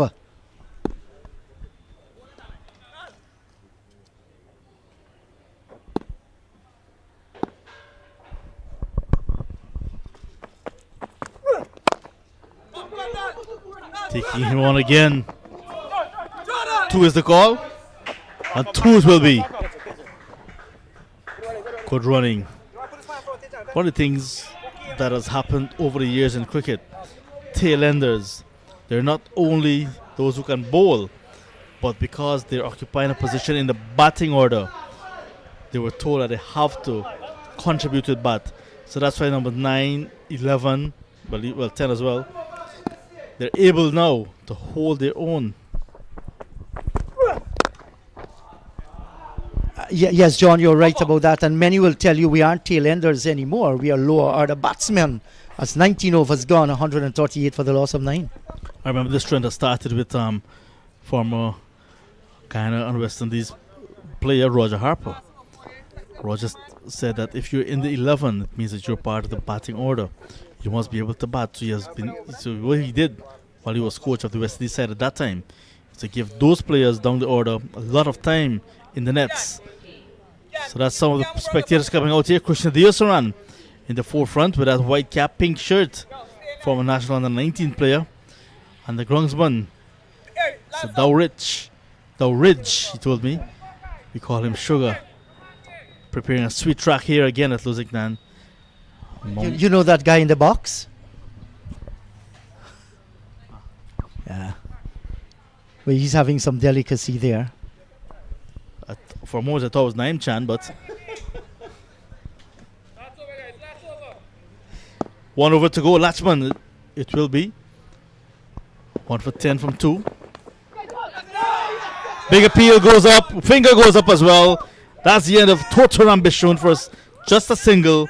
End of the innings as well. The Demerara Hawks bowled out in the final over. 138. Not batting the full quota of 20, but a wicket for Devendra Latchman, wrapping things up. 2 for 10. And what an innings we've seen. Started in a blaze of glory. Runs galore after the power play. Wickets, and now 138 all out. Look at the batting card. 29, 46. Yearwood, Sinclair respectively. 19 from Jai Karan. But since then, nothing really to write home about. Jeremiah Scott came and hit a 6, but did not last too long. And Daniel Ross also getting a boundary for 11. 8 extras, 138 all out. Well, only time will tell if that's enough. In the bowling department, that was led by Jonathan Rampasat, 4 for 20. Latchman, 2 for 10. 2 for 31 as well for Suresh Danai. And Sinclair, that's Keon and Kelvin Umrauts, chipping in with 1 wicket apiece. I think the bowlers came back nicely into this game after a fine start by the Demerara Hawks. Aryan Prasad, a 20-year-old from Anna Katrina, not picking up any wickets today, but he's much better than that. Today, given an opportunity with a new ball in the power play, he went wicketless. 138 all out in the 20th over. Sinclair, the captain, top scorer 46. Rampaswar, the captain, pick up the bowlers 4 for 20. To the target, 139 from 20 overs for the Piranhas. And they'll be looking to really get some valuable points here in this year's tournament. We will resume the match with the run chase in a little bit. Do stay tuned.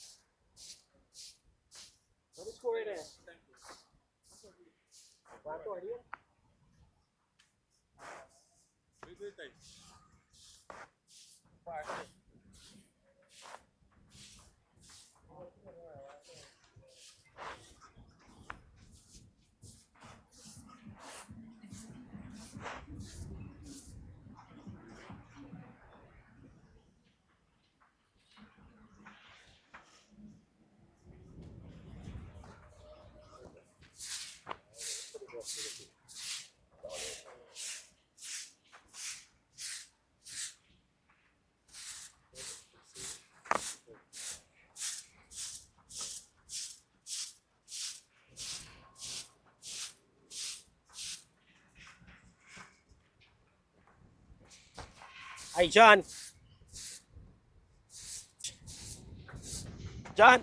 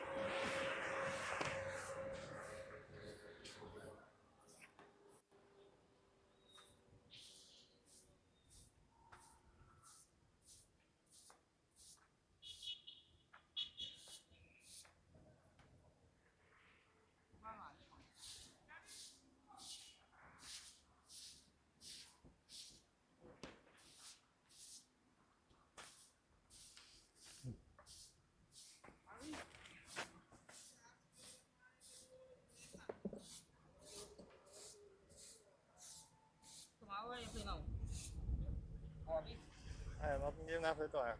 Lily. Friday for my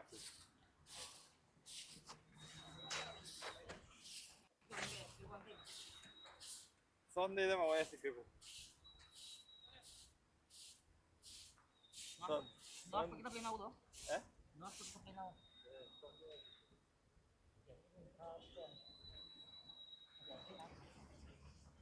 Wala pa hindi kasi, right?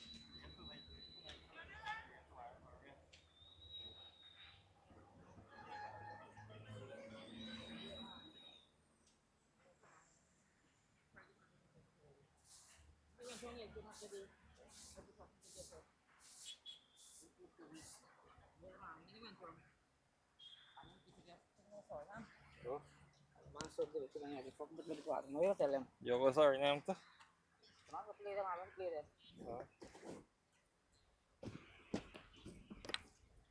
Kita sebenarnya 50 over ding. After man area they pass me area they. Boleh le.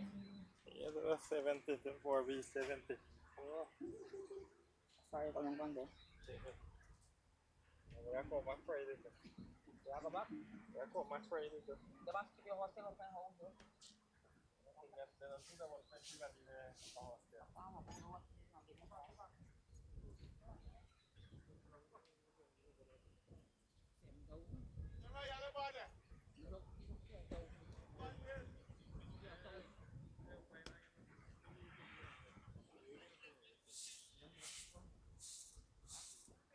Berapa ini yang 6,000?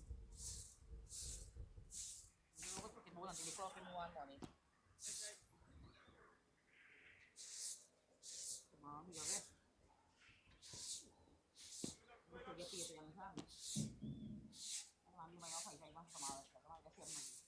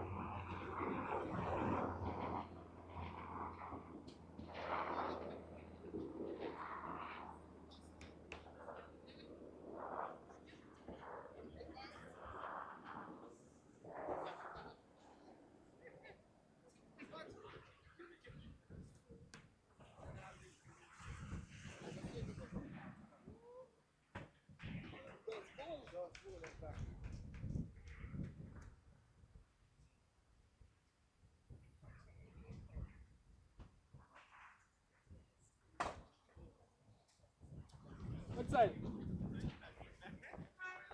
You move out there? Yeah.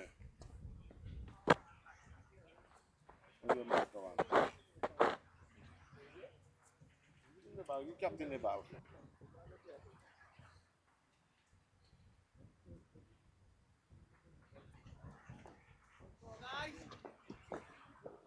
Up your center, please. What side we started?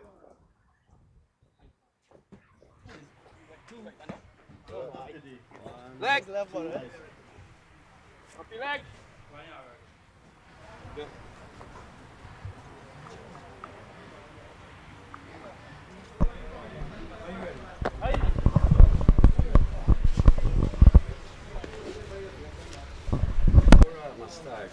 You come up with these names or?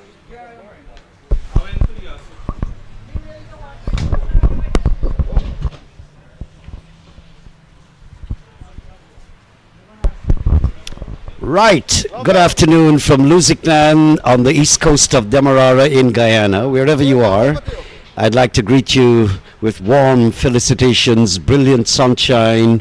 What more can you ask for but a cricket ground with players who know their stuff, treading their art and performing for us to see. So we are at the stage where the Berbice Piranhas are going to look for 139 to win this game. It can go even, Stevens, I believe. The pitch is giving some bounce. We'd have to wait and see how much the bowlers can derive from it. But it's whether they lose quick wickets, that's another issue. It's all in the making, about to start here. Here is Thaddeus Lovell with ball number 1.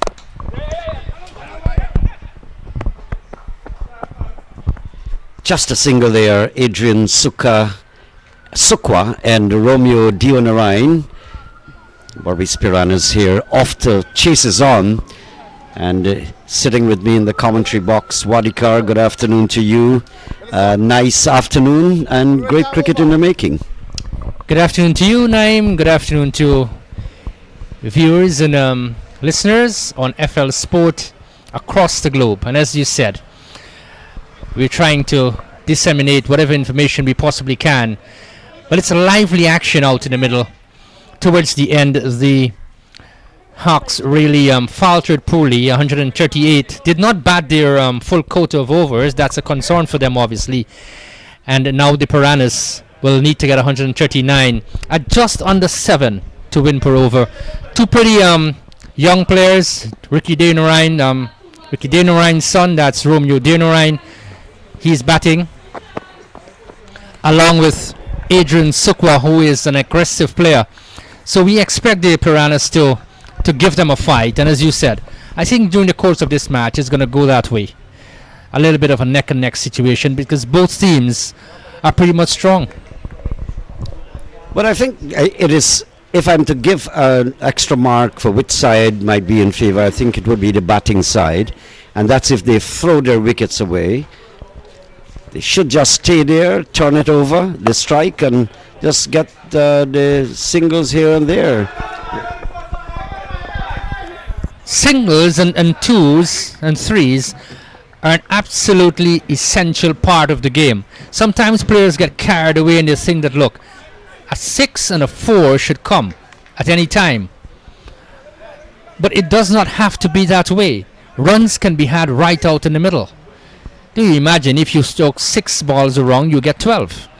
So that's the way it goes sometimes. But these cricketers, they think otherwise sometimes. But let's see what will happen.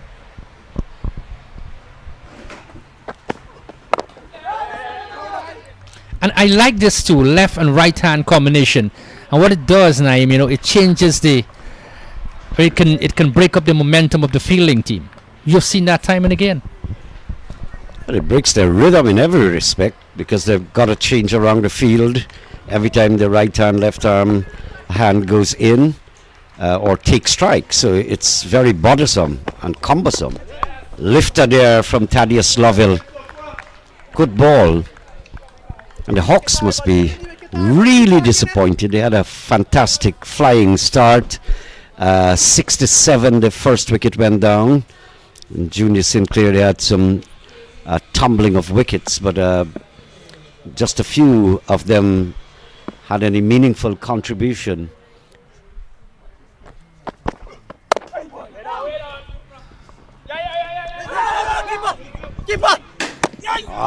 Direct hit would have been some trouble there. This is not a good start as far as running between the wicket is concerned. Look at that. The batsman is not even watching his partner to see where he is. He's watching the ball and deciding not to run and then to run. And the one person in the fielding unit you wouldn't want to take a chance to is Junior Sinclair. He's a fielding sensation. We have seen that time and again. And you don't want to do, just create that opportunity for the fielding team.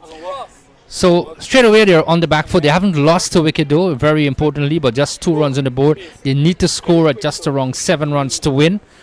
Just over 7.21. So let's see what will happen here. Early days there. This youngster here, Romeo Demerara, plays some of his cricket in Berbice for Port Morant, Naeem. Pretty good young player. Very watchful, very aggressive too sometimes. So no, it's a very early stage yet in this match. But to get 139, you're batting 20 overs, you'd want to believe that you'll get there, don't you? This is just like just over a run a ball. This is not difficult stuff. The pitch is still playing pretty well. So the Hawks, actually, if there's someone with some regret in their minds, would be the Hawks. 46 from Junior Sinclair, 29 from Yearwood, and 19 from Brandon Jaikaran. So some good bowling as well from Rampasad, 4 for 20. This is Ross, bowls down the leg side, wide, signaled by the umpire. And one goes into the scorecard, 3 for no wicket. It's a game you don't want to. In any game of cricket, you don't want to give away too many extras, but pretty early in a 20 over game, you don't want to stray down the leg side. Got to be very careful.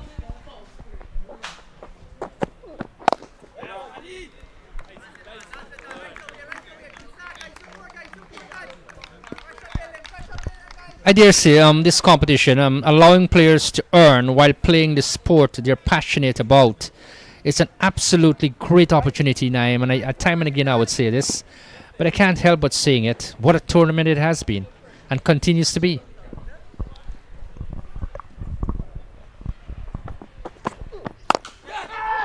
Nice timing there. Just a single though. Yes, you're about to say, Naeem?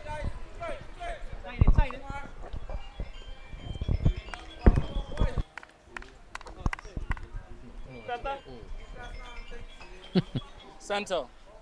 Leg.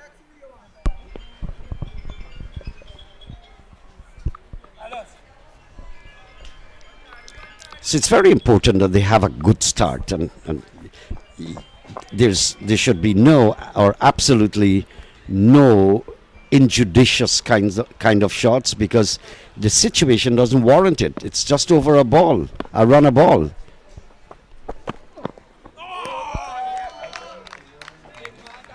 Yeah, so when you look at it, the scoring rate might jump a little bit, but it's not something, as you said, to be to panic about. Nothing to panic about, or press the panic button, so to speak.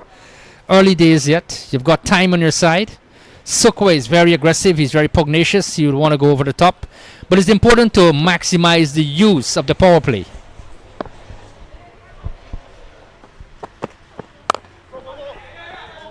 Short, so he's punching it away. Ross would want to utilize the new ball, send it up to the batsman, force him to play at everything. He's got that little slip there.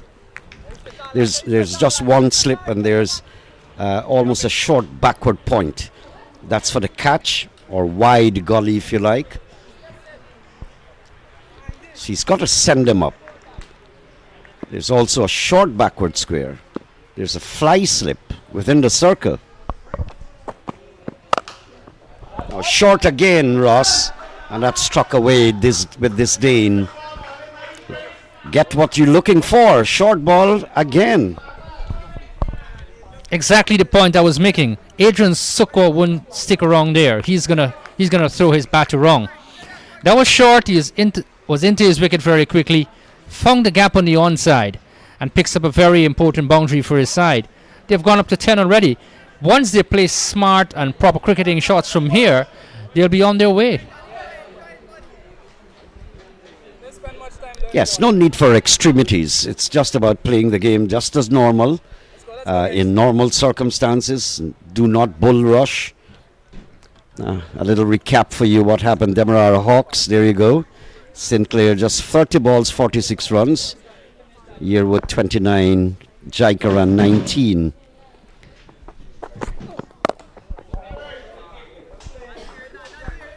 Yes, and I think that inning just fell away. Remember, the power play score was very impressive. Another over completed, 2 gone, 10 for no wicket. They just fell away after the magnificent power play score, where they did not lose a wicket. But after that, things happened, and happened very quickly for them, in the opposite, really. And they were able to muster only 138. They would look at the score, and they would say to themselves, it's a disappointing one. But they have no choice now. They have to defend it.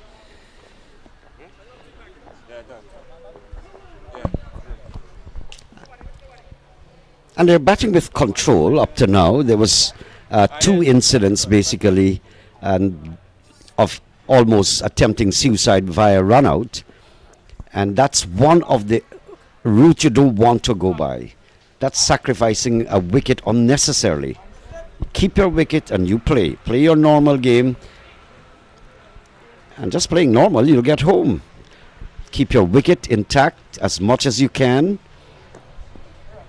because with a small total like 138, Junior Sinclair and his fielding side doesn't have much wiggling room, so you would hope to pick up wickets.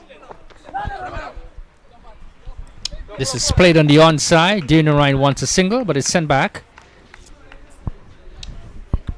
Yes, and you look at 139 to defend. You've got to be pretty good in the field, don't you? Pinpoint accuracy if you're throwing. Pick up. Your ground fielding has to be good. The catching has to be excellent as well. In the air, but this is going to drop pretty safely. Rising delivery, making good height. And Demerara looking to bang it away. Actually took the top of the bat, but ballooned pretty safely. Yes, he did not go to pull it actually. Just went to maybe place it on the offside. Might have hit the splice of the bat way up. Got a single though. Good rotation in the strike. That is what I want to see. Don't get carried away and think that, look, we're going to pump boundaries all the time. Rotate the strike, pick up the 1s and 2s, and it can happen for you.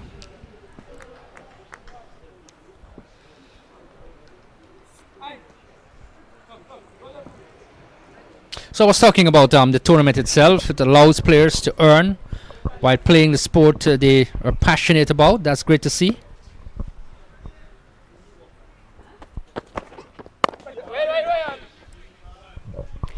Well, good things come up in small packages.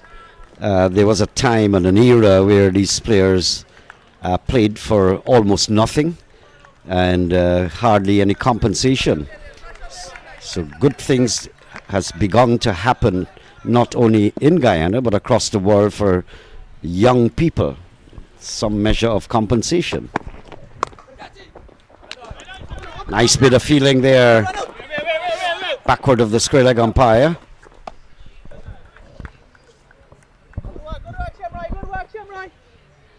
Yes, and it's great to see that, look, the players are out, we see different leagues and all of that, but it's good to know that, we have this sort of tournament in Guyana.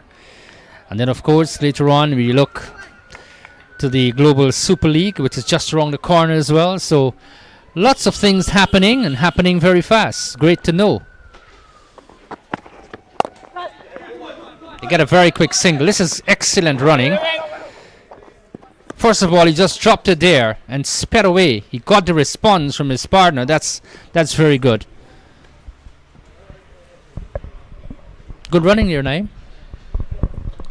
Yeah, eventually, but they started off with 2 mix-ups actually, almost committing suicide via the run-out route. One was very unlikely that you should see at this level of cricket, but certainly they picked up now, probably better understanding, looking at each other more, communicating. Good shot, whacked away, but this wouldn't go towards the boundary. Just a single. Yes, another short delivery, and Lovell tends to bowl on the shorter side. 2 overs though, he's bowled economically, none for 6. We've had 3 overs bowled, 14 for no wicket. Not a lovely day here at Lusignan. The sun is streaming down. And just in case if you just joined us on FL Sport, let me just remind you this morning, the Hawks winning the toss on the clear blue skies and deciding to take first strike, and why not? They had a very good start in the power play period, but then lost their way in eventually 138, 19.1 of their 20 allotted overs they batted. This is going to be disappointing for them. And they have their opponents 14 for no wicket. At the moment, they're controlling the runs, Naeem, but they haven't picked up a wicket. Well, I don't think they were in command at any stage. The bowling, Ross has been bowling a little short. Let's see how he maneuvers in this over. But his first over went for 8. Most of the deliveries were short.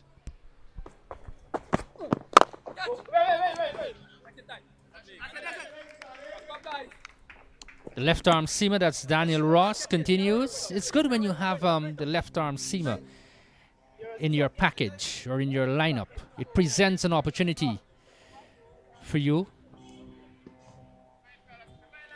to mix things a little bit.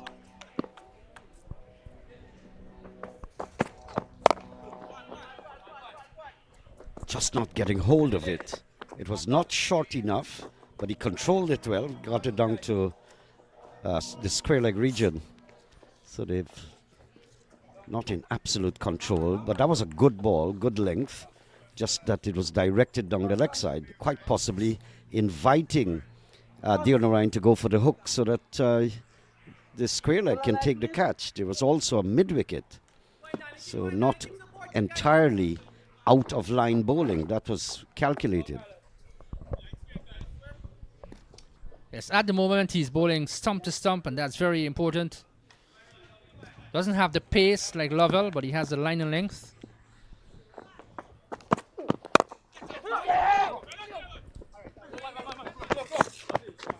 This is a firm drive. They get a very quick single.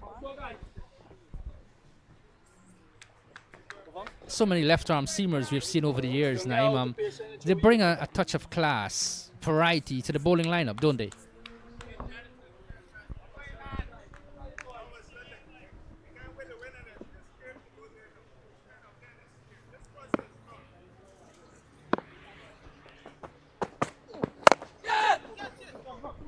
This is in the air, but quite safe down in the wide mid-wicket boundary. But it's certainly in the air for a while. A lot of the shots are pretty airborne. It's the power play, and you'd expect a few chances to be taken by the batters. Yes, and why not? Just 2 fielders allowed out of the 30-yard circle. So make full use of it. Short and pulled again. Straight to mid-wicket. The fielder is stationed there. And they get a single. But this has been a good defense. I put it that way. You're defending 138. You have your opponents 19 for no wicket in just under 4 overs. It's brilliant work. Junior Sinclair has a plan. I'll tell you about that a little in just a while. That's an expansive shot, but caught. First wicket going down for the Piranhas. 19 for a loss of 1. That's something that they did not want. They were trying to clear the infield and simply they were not making progress.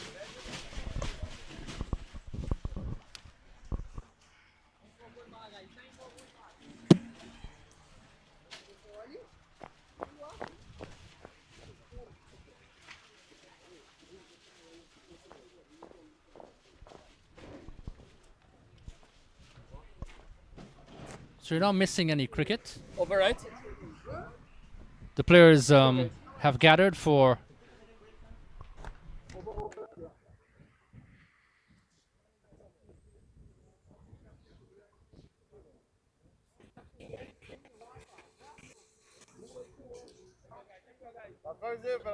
Let's go.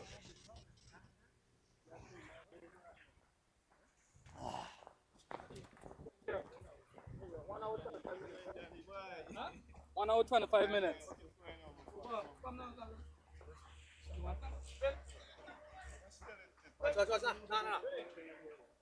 Keep going. So this brings Jonathan Rampasad. He's going to join Adrian Sukwa. I rather suspect that there was a bit of impatience shown by the batsmen, and it's not like they're out of line as far as the required run rate is concerned. They've got 120 runs, 96 balls, but it's something that's gettable. You just need to retain your wickets. But they were in a rush, a lot of airborne shots, none of which were practically timed well, and so they're either missing or going close to a fielder, dropping short or just over the head. start over number 5. Pulled away viciously. Down towards backward square for 4 by Sukwa. And he's the man, he's going to pounce on those deliveries quickly. The score goes up to 23 for 1. Well, it's good to see that he has gotten that one in the meat of the bat. Sweetly timed, too short from Thaddeus Lovell. And I think if the Hawks want to make inroads, unless there's a deliberate ploy, like in the previous over, there was a deep mid-wicket, right on the boundary, and a man on the square leg boundary to take the catch. And the bowler was, Daniel Ross was bowling pretty short, hoping to induce the hook.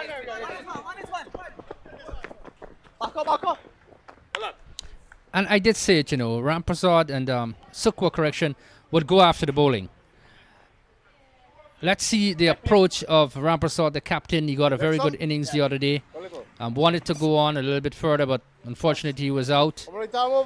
But he's a young man. He's a thinking player as well. And would love to play a long innings for his team here. The fielding team, or the Hawks, would want to see the back of him very early.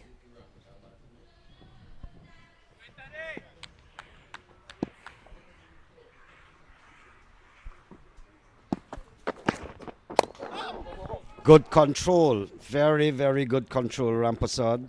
Short, they're looking for that hook shot. If you notice the few fielders, or the couple of fielders they can have outside of the circle, both were one square leg, one backward square, hoping to induce the hook shot. So Thaddeus was pretty right. Drop it a little short, invite the hook, but the Rampasad controlled it really well.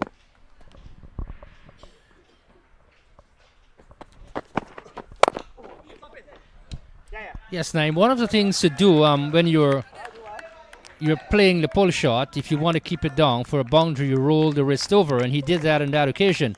And he's very mindful of the fact too that, look, Junior Sinclair and his team would want to set him up here, so he has to be very careful.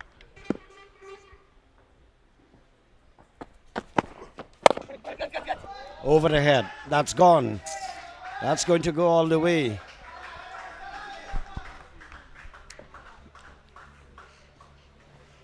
The last time I actually saw Sukwa play competitive cricket,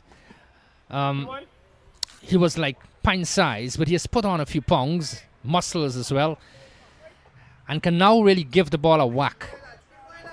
And time and again, you see in this innings at least, he's very pugnacious.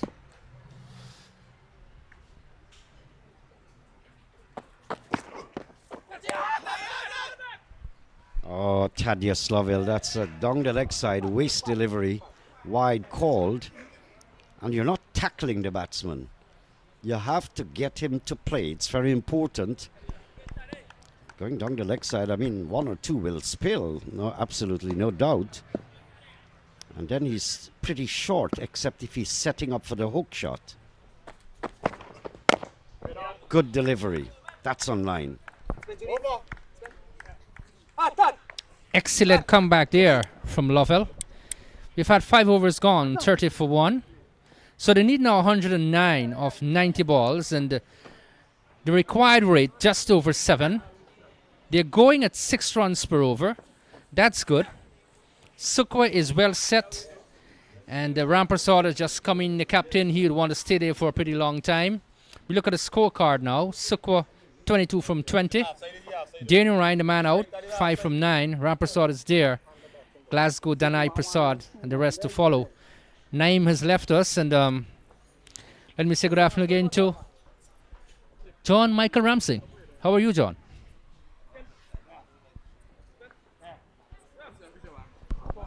Just 2 extras. 30 for a loss of 1. It means that the Berbice Piranhas, they're chasing, but they're not yet even in the second gear in this chase. Hello, Anthony. Hello, everyone. Sukwa has a start. Pretty cautious. Occasional boundary, 22 from 20. Captain Rampersad just gotten there.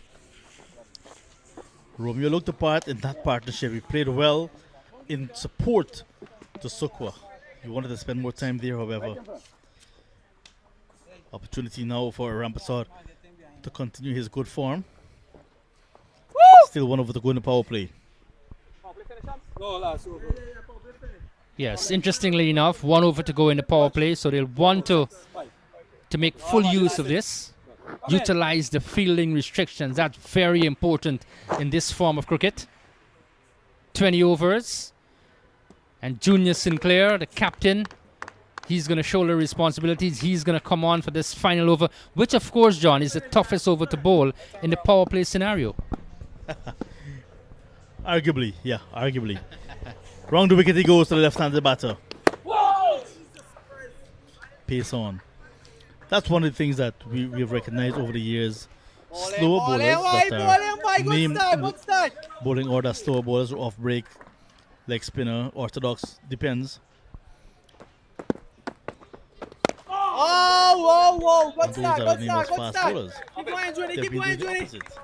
The slow bowlers have been throwing in a whole lot pretty quick. And then the fast bowlers, a lot of change-ups, cutters, back of the arm, slow delivery, you know.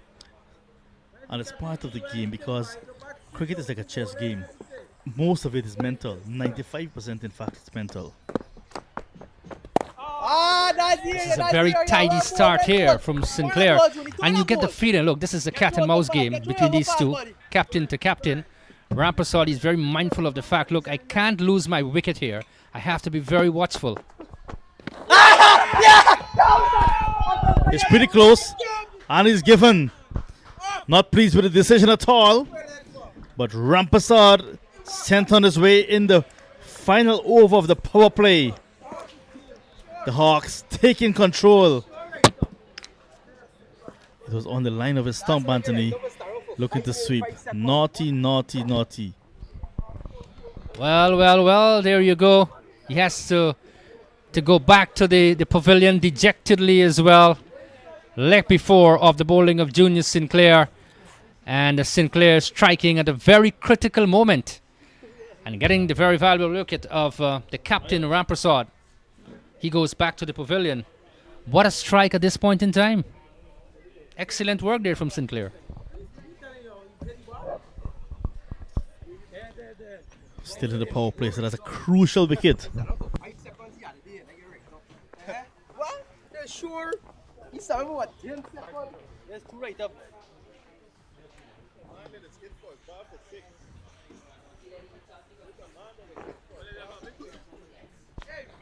One bring two, guys.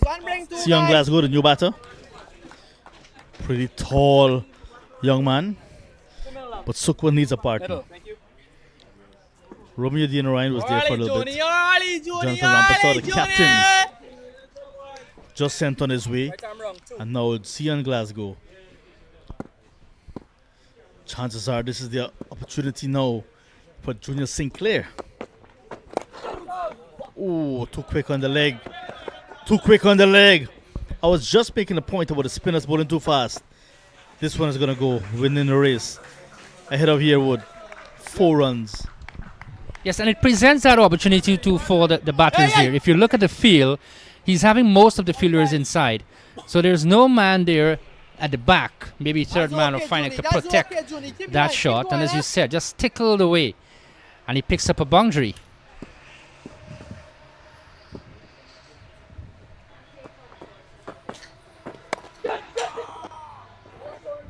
Oh, this one is cutting hard as well. It is the next boundary. Consecutive boundaries now for Sion Glasgow. Just a little bit of room. What a way to end the power play. Not where they wanted it, but 38 for 2 after 6. Look, if he has the room, he's going to go for his shots. Got not the full meat of the bat, but there was no fielder there. He picks up a boundary. The power play score. They've lost 2 wickets. We just can't compare this to the Hawks' innings. They were galloping along.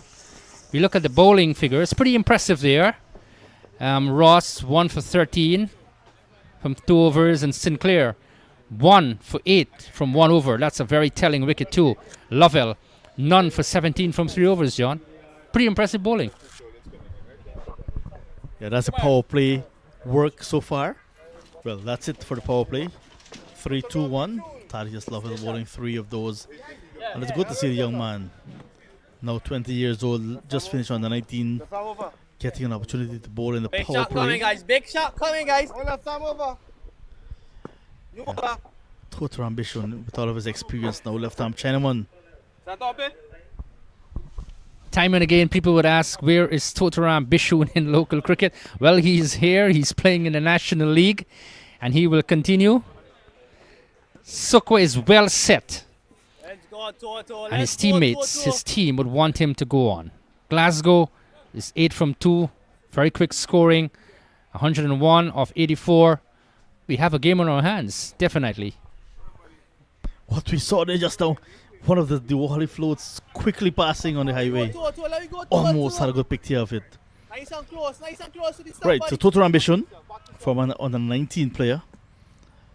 Now in his 30s, but has hopes of playing for the national side again. Left arm Chinaman bowler playing for the Multino Sports Club ground now with a wicket. Sorry, it's a slip and play. That's a beautiful slog sweep. Straight as they come down towards that wide long on position. What he did there, he found the gap. You look at the replay, and Sukwa is going to pounce on those deliveries. You just can't bowl that. But of course, it's just a start here from Bishun. Let's see how he will peter out during the course of the over, though. Nothing. I love the fact that Sukwa, at the age of 25, has gotten so much experience over the years, playing, like I said earlier, in North America, in New York, in Canada. Not necessarily available for every first division game at home at Albion, but gathering experience out of Guyana, and you can see it now. Coming home now and showing him that he has gathered experience and doing well. And a young man too, John, who has placed a lot of emphasis on his fitness. He does a lot of work. One of the helicopters just passing overhead, and yourself and Injit were talking. Lots of activities around Guyana right now. Now you're bowling.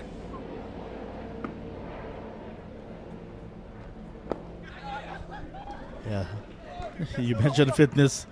He's actually like a Mr. Physique. Yeah, I love the way that he's been taking care of himself physically. Still committed to cricket. Loves to spend time in front of the mirror. Batting, shadow batting. Of course, looking to work on his physique as well. Low full toss, dot ball. Just a 4 to start the over. Other than that, pretty impressive from Bishun. 7 gone for the 2 for 2. Good comeback over there from Bishun after he bowled that full toss on the first delivery and was put away for 4. He came back nicely. Just 4 runs conceded off his first over, given the start Good start here from him. Glasgow would want to stay there for a pretty long time. Sukwa is well set now. And this is very important now to see what he's going to do from here onwards, John. As they get fully now, the power play has been overtaken. We look at the graph there, and it shows the Hawks against the Piranhas. Yeah, Piranhas need to catch up. Not able to get anywhere close to what the Hawks were able to do in the first phase of the game. In the middle phase now, Junior Sinclair, the captain, 1 for 8 already. Nothing. Walking hard, guys. Look at the Sion people Glasgow, just his third delivery. First 2 deliveries he faced. Went towards third man for 4. But look at that now, there's a wide slip in place in Shamroy Barrington. Nothing. A bit more watchful. Hines on the delivery quickly. Walking hard, guys.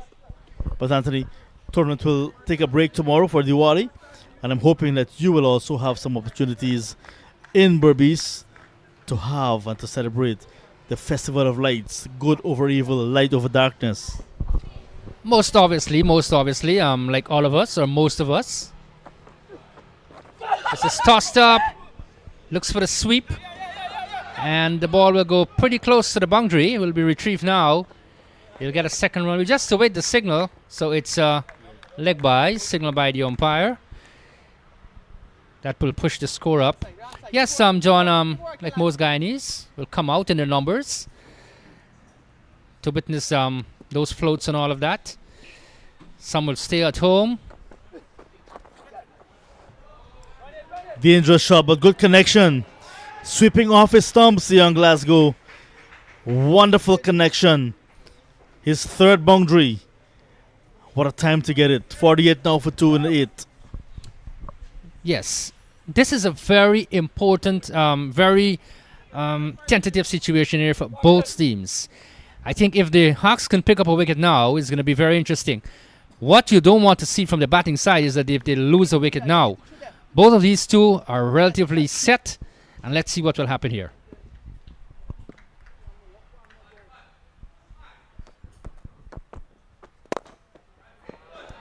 I'm very impressed with Glasgow too. I've seen him a few times on the local circuit.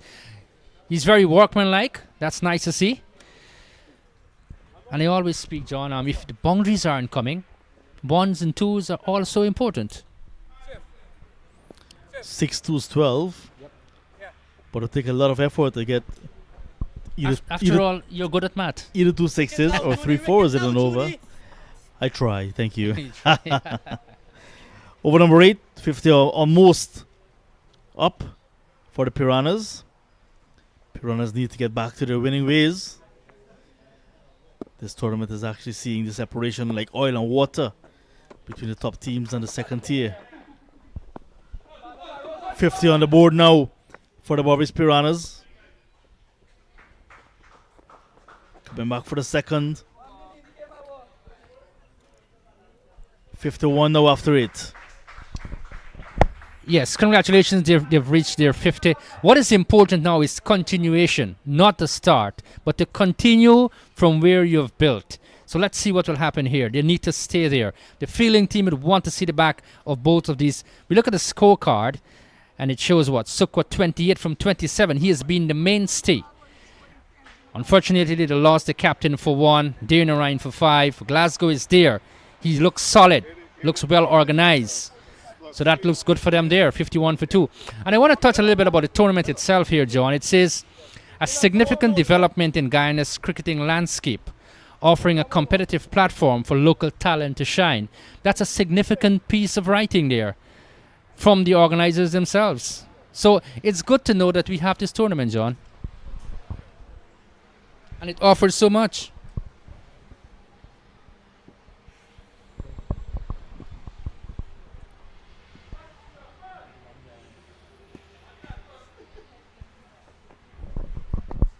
New over from Bishon.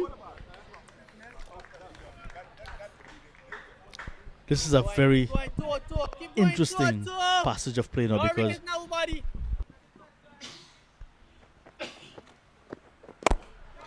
Inside out, chipped away nicely. 6 runs. Easy does it for Glasgow. Not hitting it too hard. Just look at the clear the ropes. She's done that nicely. Excellent, excellent. As you said, not hitting it too hard. And you don't need to do that. If you get a 6, you get a 6. It goes over the boundary or it goes beyond the boundary. It doesn't matter. It's still 6. So play the game. Be smart about it. So that has come down a little bit now. 82 from 70. The required rate has come down significantly. Just over 7. Big appeal for a cut at the wicket. Umpire Moses Ramphal is unmoved.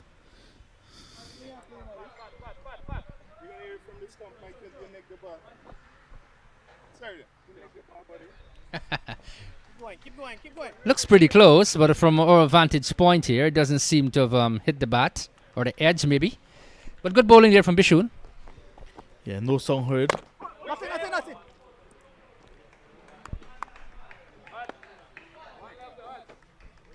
It's a little bit of a cat and mouse game because Glasgow, once it's pitched up, he's going to go for his drive, but Bishun has held it back a little bit. The last few deliveries at least. Again, quickly into position. Look at that, another slug sweep, 4 runs. Well, in fact, 6 runs. Shamroy Barrington, maybe just one foot more on his height. Might have gotten there. Good position to execute that sweep shot. Barrington not in a good position. 6 more. This is excellent batting here from Glasgow. He is picking his deliveries and just choosing in the right way.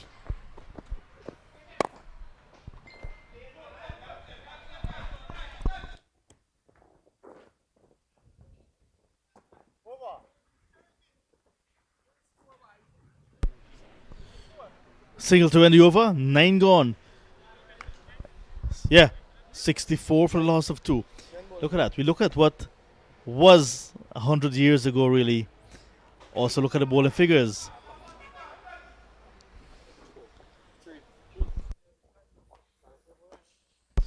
And now we look at what is modern. Wooden cottage house. Look at that bungalow roof, concrete, few fancy windows. Really tells the time of then and now. Well, some would say the ancient days and some would say the modern days. Difference? Over number 10 now. Let's pay attention. Sinclair now for his third. Sukwa well set on 28. Glasgow blazing so far, 27 from 14. This is the over when players know that there's a water break coming up. Either something happens in this over or after that water break when there's a break in concentration. Let's pay close attention. 5 for 2. In the air, Jeremiah Scott comes around, takes it. Just as I was making a point, the set batter goes a run ball 28 from Adrian Sukwa. 65 for 3 now in the 10th. It always happens, and that is a trend that we've seen in this tournament, and I'm sure it will continue in many other tournaments. Big wicket to get. Look, Sukwa's wicket now for 28 is a very, very big scalp here.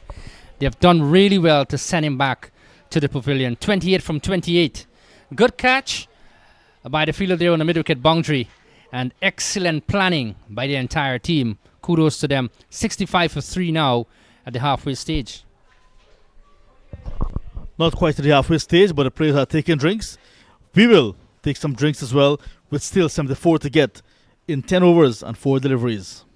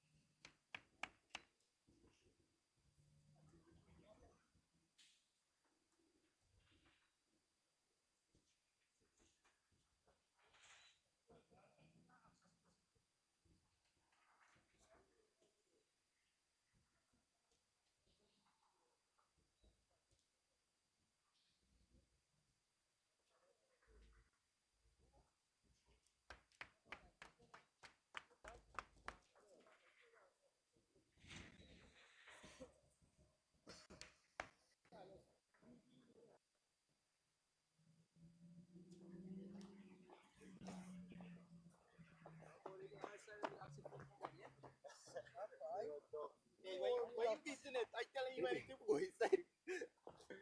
That's your foot body and you're not a game. You have to prepare for. You need to build your mind. Build your mind. This way. Leg. Off. Straighten the top. Push over the top of the bat. A little more. Ah, better.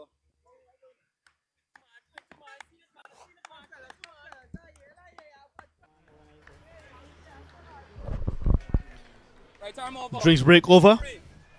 Still in over number 10. Junior Sinclair continues. Let's play, guys.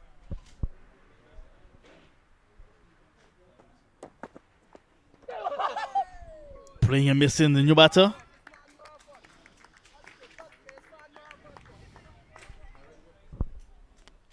The tall figure of Narendra Prasad.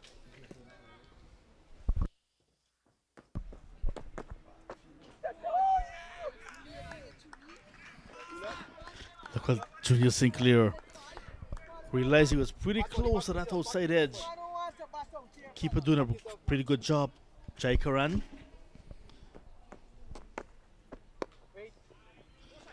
The equation 74 from 61.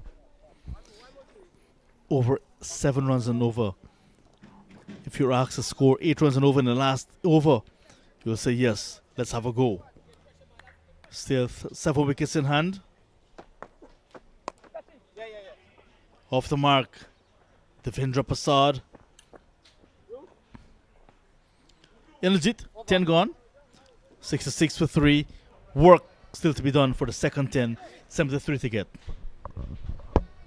Yes, hello, John. And that's correct because the required run rate is 7.30. There's still a lot of work to be done. They have lost the 3 wickets. Junior Sinclair 46, Yearwood 29, Brandon Jaikaran 19. That was when the Hawks batted. And look at that, Jonathan Rampasad, brilliant bowling, 4 for 20, supported by Danai and Lachman, 2 apiece. And now Sukwa made 28 look real good while he was out in the middle. Sion Glasgow 27, Romeo Dearnarine 5. Sinclair 2 for 17 among the wickets. And Daniel Ross picking up 1 for 13. It's been a combination of good bowling. And all they need now, I think, the Piranhas, some smart cricket. 7.30, you do not want to let it climb, getting into the 8, above 8, getting to 9. There is where pressure can come. So these two, Devendra Prasad and Sion Glasgow, who are well set in the middle, especially Glasgow. You know, he should be seeing himself as the senior partner. Work out a game plan, how we are going to get these runs. My humble opinion, there are lots of singles to be taken. You look in the onside, cover way out on the boundary. Play with soft hands, and you can get the single. If you're going to run them hard, you're going to drive hard straight to the fielder, you aren't going to get those singles. And once you begin to drop them and take those singles, it means that the captain will have to rethink this fielding strategy.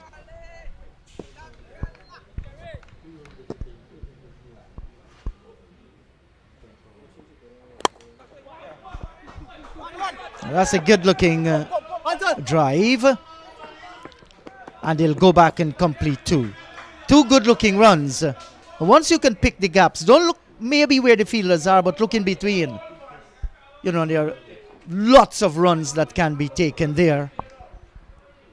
You do not need to go after the bowling in a frenzy. While you need the boundaries, the 2s and the 1s will definitely help. Jeremiah Scott, he's in his 4th over.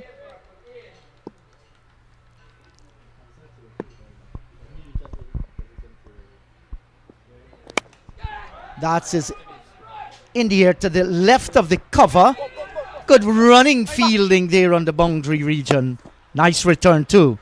And once again, 2 more runs. Spent some time in the air, but away to the left of the fielder on the cover boundary.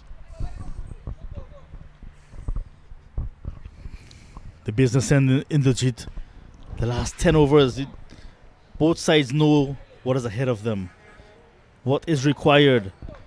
And because of that knowledge, you can expect that they'll be looking to use the knowledge to get some advantage.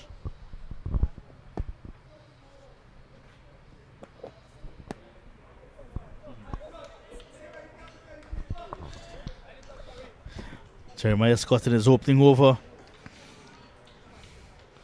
He's been around a long time in the GCA level in legit. You expect that him to come and stamp his authority at a level like this. Domestic franchise.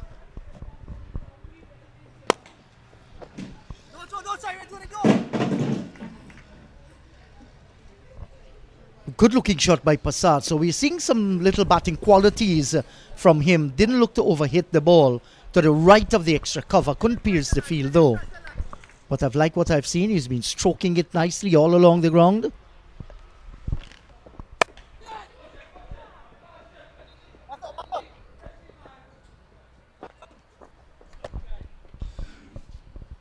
Hawks have been impressive, I must say. Put some runs on the board. Defending nicely so far. Putting all sorts of pressure on the Piranhas. Piranhas might be smelling blood, but not able to take on their prey so far. Hawks soaring above.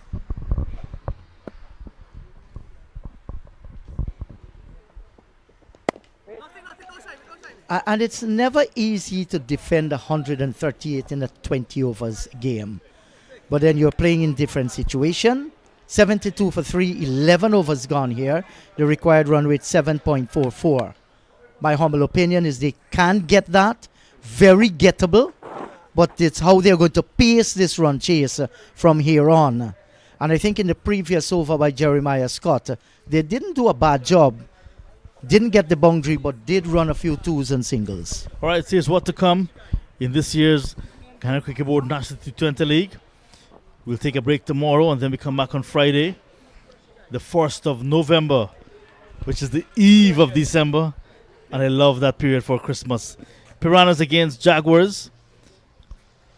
And then on the 2nd, we go on to Essequibo. Piranhas against Pitbulls, Caimans against Hawks. We're looking forward to that. That's at LBI actually. Yeah, so then on Sunday we head to Pomona. So Pomona on the Essequibo coast, look out. We are coming your way with a doubleheader on Sunday. 9 a.m., 1 p.m. Not only looking forward to that, looking forward to some hospitality in the Cinderella County. Oh yes, it's been a long time coming. LaRose for his first over. This is over number 12.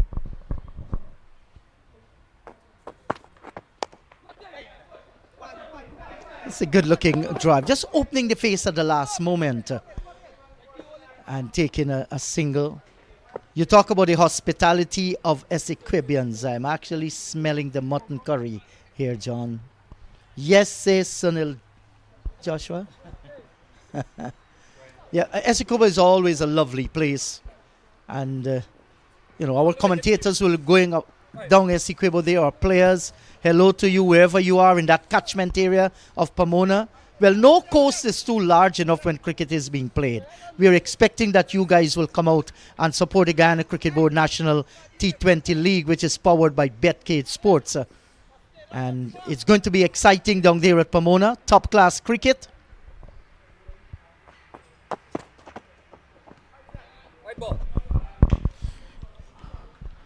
Not only this weekend alone, we'll be heading out of Demerara in legit. Next weekend we go to Berbice, home of Vishal Nagamutu, who's actually watching us right now. So Vishal will be heading to your area. You're not living in Guyana anymore, but we'll be in Berbice the following weekend. We're looking forward to that. 9th and 10th in Berbice, the ancient county. So the tournament spreading its wings. And like I said earlier, if you can't come to the cricket, we'll take the cricket to you. Yes, you're right about that. Vishal Nagamutu, one of our national players, represented Guyana with distinction in West Indies A as well. That's going to run away down towards the boundary. And it's going to get ahead of the fielder for 4. This is going to help. Just look at Carlos LaRose here. outside the line of the off stump and maybe just flying off the outer portion of the bat. Not really guided there, but he gets the boundary. That's open real estate there. And he chooses his spot very, very well. 78 for the loss of 3. So a few more like this will definitely help. Yeah, love going to Berbice. What a wonderful county. The people there exceptionally hospitable as well. Inajit, other than Demerara, we're born and bred. I have a second favorite county.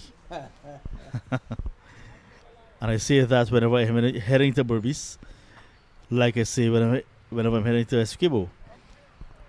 Because it's difficult to say which one really is second. Beautiful for different reasons. Here is where diplomacy comes to work, John. Yes, 3 lovely counties in Guyana, united in 1837. They were all separate colonies under the British, the Dutch as well, and, united as British Guyana. Thus we get the name Guyana now. Beautiful land. I love the cuisine of Berbice. I love that. I call it dried fish. So lovely, with the roti and the float bakes. On the Essequibo coast, when I head to the Essequibo coast, I love the scenery. I love the villages, the vast flat land there. And the names of these villages in the Jet, I love as you drive from one village to the next. Quick single. Oh, good attempt as well from Captain Sinclair. And I love the natural beauty that she has to offer. She has in Essequibo, from top to bottom. I mean, when you go for cricket, it's on the Essequibo coast, just regions 2 and 3. But so much we can absorb on the coast itself. All the lakes, Tapakuma, Mainstay, Kapui, all right, and the beautiful Feather Beach, like you mentioned some time ago, Supernam Creek. Just a single. The black water in the Jit. The islands, Wakenham, for its rich agricultural resources. Likewise, Legwan, Hog Island, the biggest island with the oldest masjid in the country. Something I'll never forget. Cow Island, those are the bigger islands. Truly Island, one of the islands I've personally done some hunting at Truly Island. So when I think about all of that, the gold-rich areas, pretty much on the coast at one of those areas as well. Bokhal, they call it, as the over comes to them. 12 gone, 80 for 3. So when you put everything into summation, it's difficult not to say that Essequibo is one of your favorites. Why not Berbice as well? What a tank here. Land of many waters, Guyana. Yes, that is where the water is pumped from below the earth and it's purified there. So you're having clean, crystal clear water. Tournament so far. Victories for Demerara Pitbulls, Essequibo Jaguars, Essequibo Anacondas, Demerara Pitbulls. And now the Essequibo Jaguars not so long ago. So some of the teams taking the early lead. So far the tournament, the table of 6 teams is like water and oil, separating with clear distinction. Yeah, one is lighter and one is much more heavy. And John, you have done an excellent job in, not only promoting but being realistic of what Essequibo is all about. And that's the reason why I'll tell you.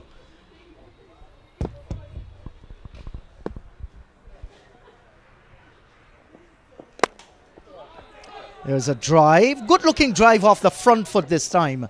And they didn't in fact get any run there. But it was this country that brought many looking for gold. Sir Walter Raleigh, when he came here in search of the golden city of El Dorado. And he wrote to the British Empire, I didn't find that golden city, but in every direction deers are crisscrossing, macaws are flying overhead, and there is a promise of gold everywhere. This is a land that is worth conquering. And they conquered it for 152 years, the British. Thank God we are now an independent nation. I know you learned that story in Legit from our brother Naim Chan, who's been here to see it all. Quick single, even a quick Jeremiah Scott and his follow through cannot stop that. Yeah, but that is the history. Tell us where we came from or where we're heading. You mentioned gold, that precious mineral. Now there's black gold, oil. Guyana, fastest growing economy in the world by not only inches but miles in the JIT. The world is looking at our country. Absolutely so, and massive developmental works are taking place as well. So the money is being put to use. Onto the back foot this time. Protection out on the boundary, bubbles it, and this will allow the second run. So once you make a mistake, these guys are going to capitalize on it. Yeah, and I always say, John, if natural beauty is your idea of paradise, Guyana is the place to indulge. Our flora, our fauna, our people, our history, our infrastructure. I travel for many different tournaments around the region and I invite counterparts to come to Guyana. Some have done so. And I've taken them to some of our local spots, so to speak. I guess Harish Raghunath is one of those fellas. Yeah, he just chimed in on my phone actually. So one of the things that I've done is that I've taken some of my friends from the region to different places. I said, look, we don't have the blue water that's crystal clear, but look at this. Our brown water is also crystal clear. You can look at the bottom, right? We have brown sand, not the white sand that you're accustomed to. Those are coastal. We are inland. Take your pick. This is fresh. That's salty. We may have some brackish as well. There's nothing to compare because what we have here, it's unique and it's our own.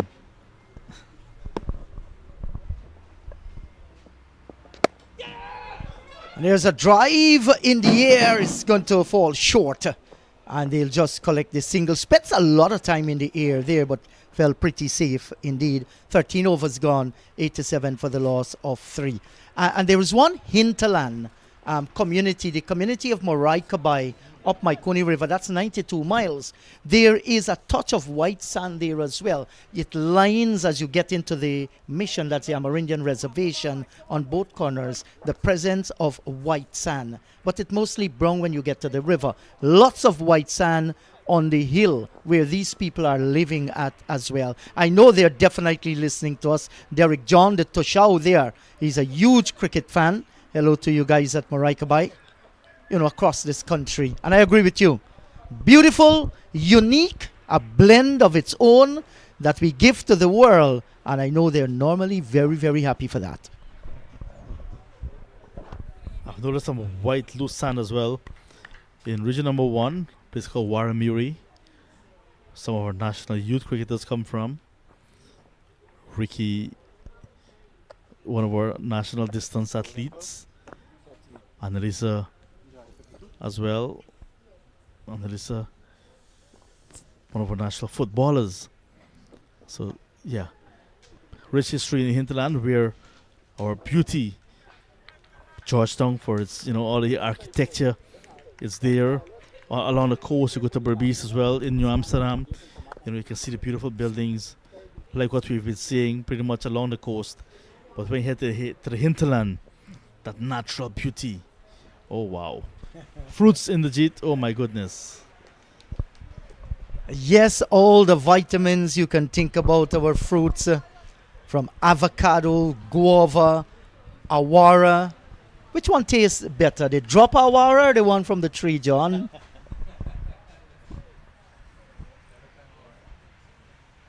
$87 for 3. Over number 14 is about to be bowled, and it's looked like Carlos LaRose will continue.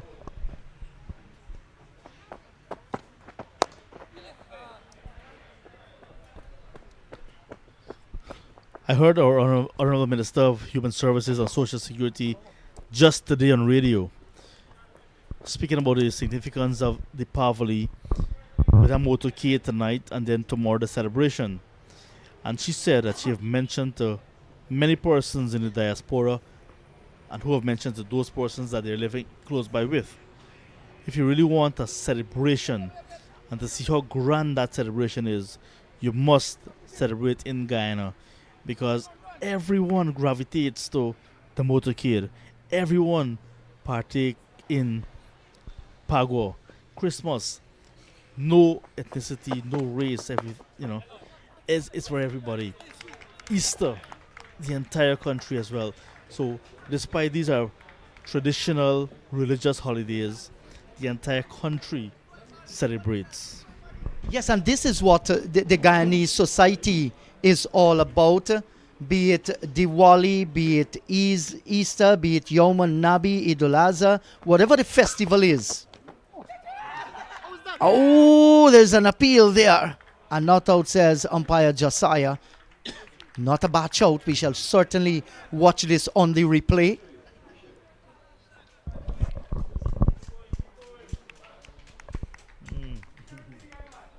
Yes, John, you were talking about the Honorable Minister talking there. And that is so true. You know, the Diwali celebration in Guyana, as far as the motorcade is concerned,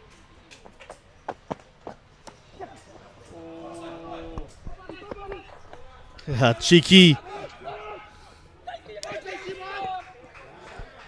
Brandon Jakiran had no idea that they were coming for the second.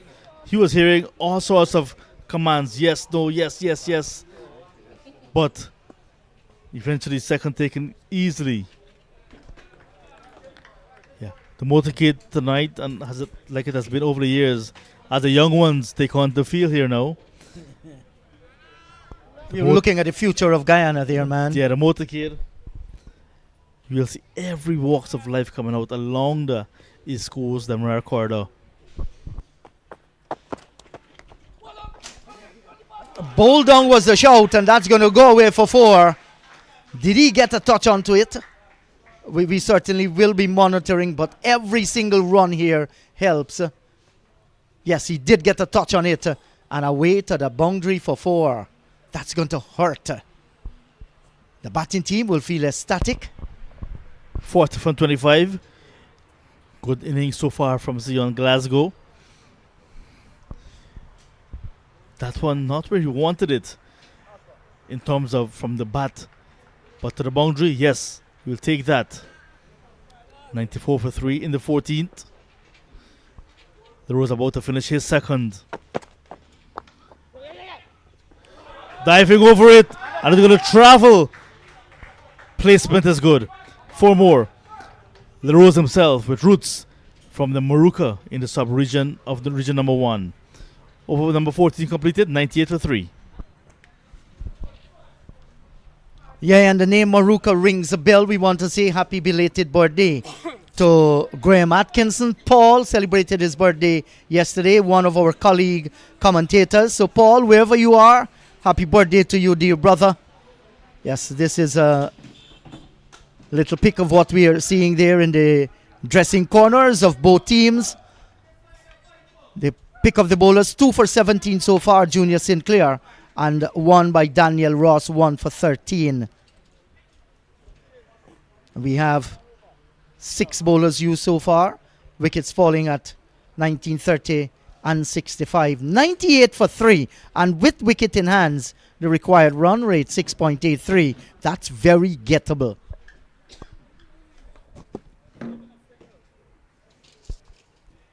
As John was talking about the Diwali motorcade, Guyana actually has the largest motorcade in the world, despite it's something our foreparents brought with us from India. That was something made, public by the Hindu Dharmic Sabha, of which the late Pandit Ripu Daman Prasad, former member of parliament in Guyana, he was instrumental in putting that on show. And it has grown and grown over the years. And it's become a rich part of our national culture.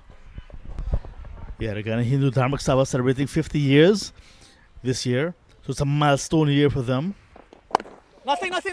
And that celebration in terms of motorcade and Deepavali taking on another meaning. Keep going, guys. I do look forward to it. I must tell you that. Not only for the lights. There's also that 7 curry and the sweets that goes with it. And then as well, it's an opportunity sometimes to basically reconnect. You haven't seen some friends for a long time. You take a journey somewhere along the road to find some friends. Of course, that is what it's all about, building love and friendship. A single here, just stroked a misfield too in the offside field, but it wouldn't cost them just a single. And what an opportune time. You might be having disagreements with people on Diwali night, Diwali day. Tap them on the shoulders, say, brother, let's make amends. Life is about this. It's not about arrogance and anger and hatred. Shout of catch it over the keeper's head. And if they can one, they'll go back and complete two.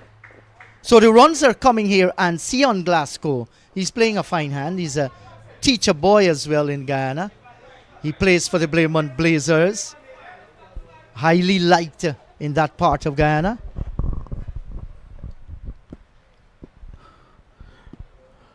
Shows good mannerisms as well. In the air. Wicket keeper with not with gloves. And oh no. Thaddeus Lovell overrunning that one. Two fielders were coming wrong. Yearwood and Lovell. Lovell running in and overran the ball. Oh no. That's a bad miss. But he survives Glasgow. Yes, the judgment day was bad by Thaddeus Lovell. Seemed to settle under it. Overran the ball. Had to lean the head back. He's a tall guy. Missed that one completely. That's not good enough in a close situation. Welcome to Lusignan Sports Club. Yeah, we've been here. This is our second day. The equation, 35 to get from 30. Getting pretty close. Junior Sinclair finishing his spell of 4 overs with 5 overs to go. That equation in the Jeet, 35 from 30 with 7 wickets in hand. The Piranhas should go on. I say should because we've seen funnier things in cricket. They should go on to get 2 points. Yes, well, if they end up losing this game, the Piranhas, it simply means they would have beaten themselves into the soil. They should win it from here on.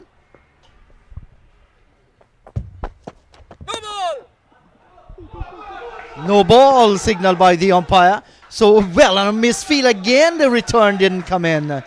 And that's the 50 up for Sion Glasgow, the man from Blairmont Blazers in Berbice, of 31 deliveries. What a fine half century. 6 fours and 2 sixes. Well played. Congratulations, Sion Glasgow. Beautiful knock indeed. Well composed. Got off the mark with 2 beautiful boundaries down to third. Continued from where he started. And now celebrating half century. But he will also know that the work is not done as yet. While he has a milestone achievement that he's celebrating and a partnership of 42 so far with Devendra Prasad, he knows that the target score is what they're looking for.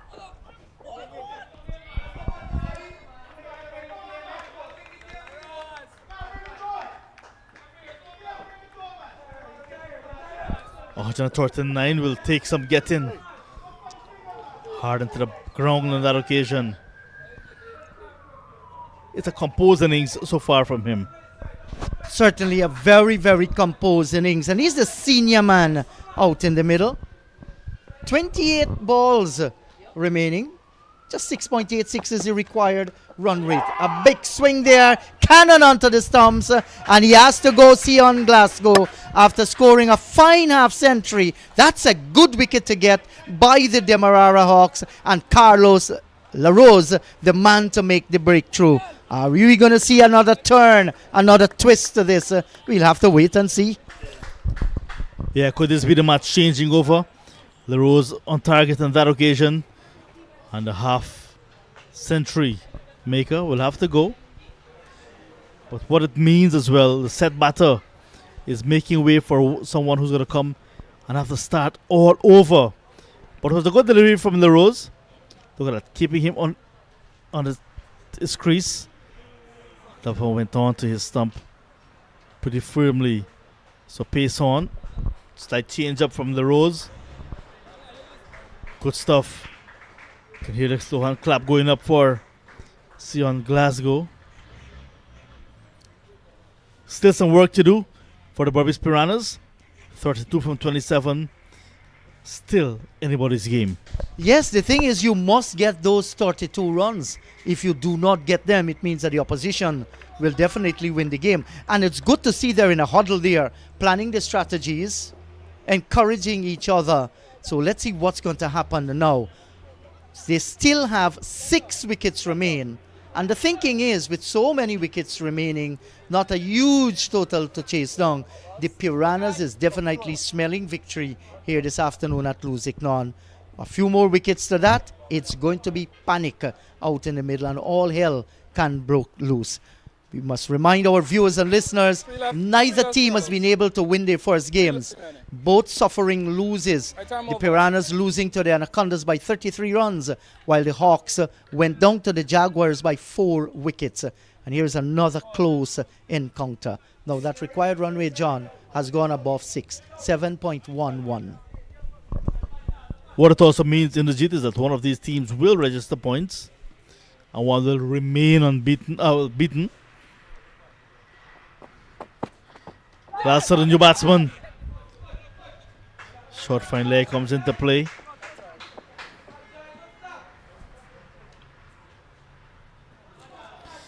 Leg by, signal by umpire Josiah. So LaRose bowling just straight.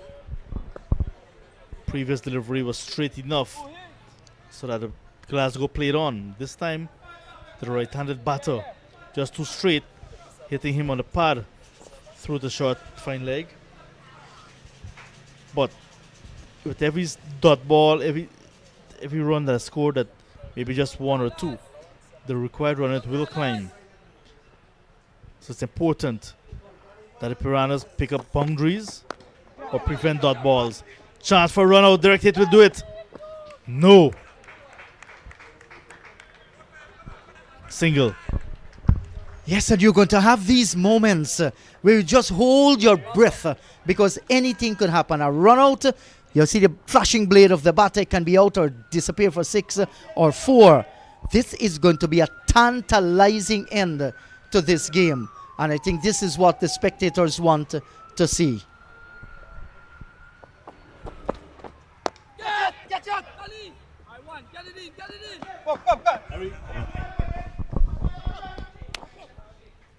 Single to long on to end the 16th. 110 on the board, 4 wickets down. Required run rate 7.20. 25 now. Yes, John, and the new batsman out in the middle there, Devendra Lalsa. He opens the batting for the D. Edwards Sports Club in cricket. He's batting here at number 6 today. You look at the Barbados, yes, partnerships. Demerara and Adrian Sukwa, 19 from 24. Jonathan Rampasad and Sukwa, just 11. But that feature, 42 for the last wicket, was an excellent one. Yeah, cricket is a game of partnerships. It's a game of numbers. It's a good numbers there for the Barbados Piranhas in this run chase. 29 to get from 24. We'll take a break tomorrow in the JIT. Pick up the action on Friday right here at Lusignan.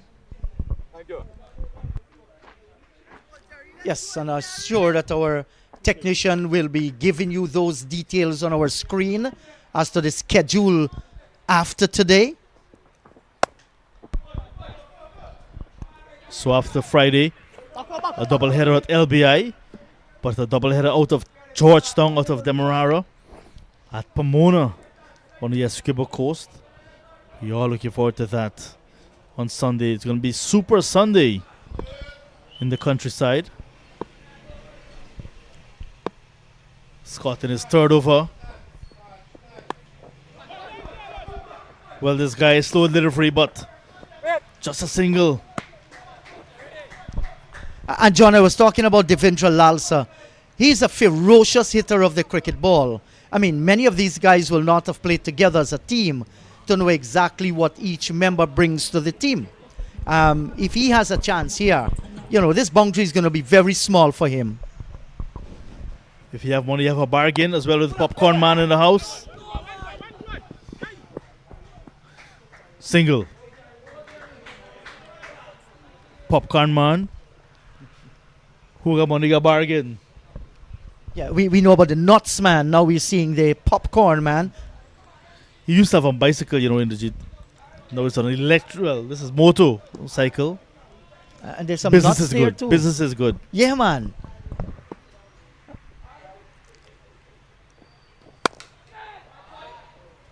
That's going to run away down towards the boundary region. A diving effort by Laville. And just a single. So 7.50 is still that required run with 25 from 20. And John, it's getting so close.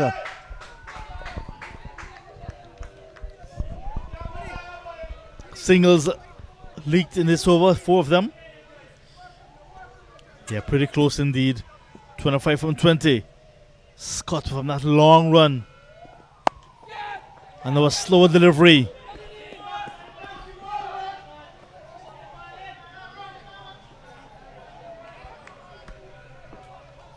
Yeah, 24 from 19 balls. That is what we shall focus our attention on, with the final delivery in over number 17 coming up here by Jeremiah Scott.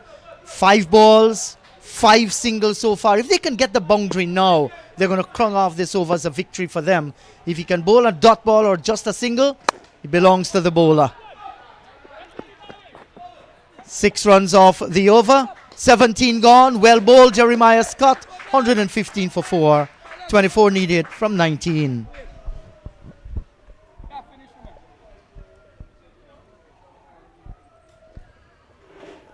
Just to want to remind our viewers and listeners that you are tuned in to the Guyana Cricket Board National T20 League, powered by BetCageSports, under the patronage of His Excellency, the President of the Cooperative Republic of Guyana. The golden arrowhead, so beautiful in every direction. And the wind taking a toll on that flag. Oh, beautiful Guyana. It gives me goosebumps every time I see that flag in the JIT. Yes, Especially John. when I'm out of Guyana. The golden arrowhead. And Omaya? Yeah. Members of the Guyana Cricket Board in the house tonight. Finally making their progress to Lusignan. Yeah, and we're talking about Anthony Danrad. And along with that beautiful, former under 19 player for Guyana. Yes. So when he speaks of cricket, he knows what he's speaking of at that level. Exactly. And I had the privilege to do cricket commentaries on radio while he was batting. I think he was an opener, if I recall well. Daniel Ross starts over number 18. Yeah, so 23 from 18. Pasad is gone on to 21 from 23. And Devendra Lalsa, he owns a construction business in the Edwards Village. So he understands how to construct things. Yes, I think Anthony Danrad opened the batting at the under 19 level. Was a solid opener. Still remains solid onto this day in a different field though. I was about to say I love your word. Was solid. So he's joined in the hot seat by Umaya Hall, one of the young entertainers as well of Guyana. Promising. She loves Berbice. Berbice is her favorite place in Guyana. I have no idea why, but Berbice, whenever we speak about Berbice, she's all for Berbice. It's Berbice bias. I'm just wondering too, well, we've seen 2 deliveries wide outside the off stump, both signal wide. Omaya favorite tune, what is it? Let Us Jam, that's it? Yes, and she sang it at the launch of this tournament. It's a big swing and a miss outside the line of the off stump. Did not connect. And that's a dot delivery.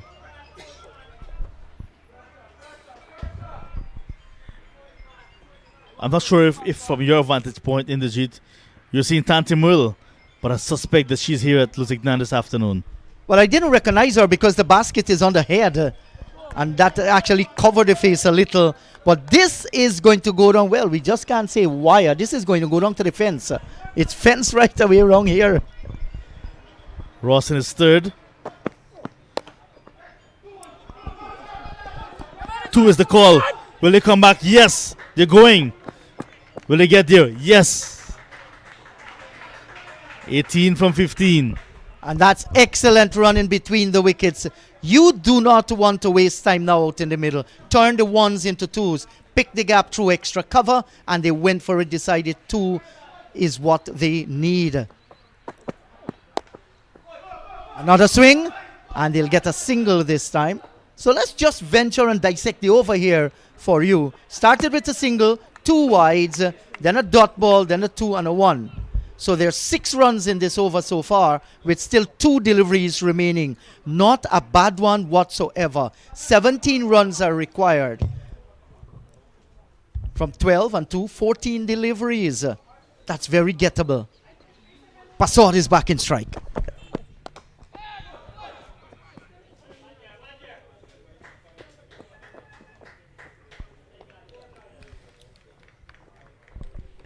Not able to get a boundary in this over so far. Ross showing good control. Pace is up as well. 123 for 4. It was yesterday, 124. Made by the Pitbulls. Proved to be a handful for their opponents, the Anacondas. But today is a different kettle of fish. We saw the heavy roller coming out today before the start of play. Maybe for about 20 minutes straight. Single again. End of 18. 124 for 4. 15 to get from 12. Heavy roller today, making a big difference as opposed to what it was yesterday. The pitch, as you can see there now, still hard. Crumbling on the edges, but the center, good for batting, good for bowling. Yes, nothing is wrong with the pitch. Absolutely nothing. I think it's a good cricket pitch. There is something for everybody. But you're right, John. Today we see the extra bounce. And good bounce too. And that's because of the heavy roller that was used there. Coming up after tomorrow, we have a break. And then Friday, Piranhas and the Jaguars. That's a 1 p.m. start. You say 2 p.m. on your monitor, but it's 1 p.m. Then we head to LBI for a doubleheader. Then Pomona for 2 more matches on Sunday. It's all to come. Do look forward to us in your neck of the woods pretty soon. Pitbulls and Jaguars taking the early lead. Anacondas 1 win and 1 defeat. However, other teams not able to get any points. Yes, so you mentioned Pomona. We can say hello to Mr. Dalip Singh, the president of the Essequibo Cricket Board.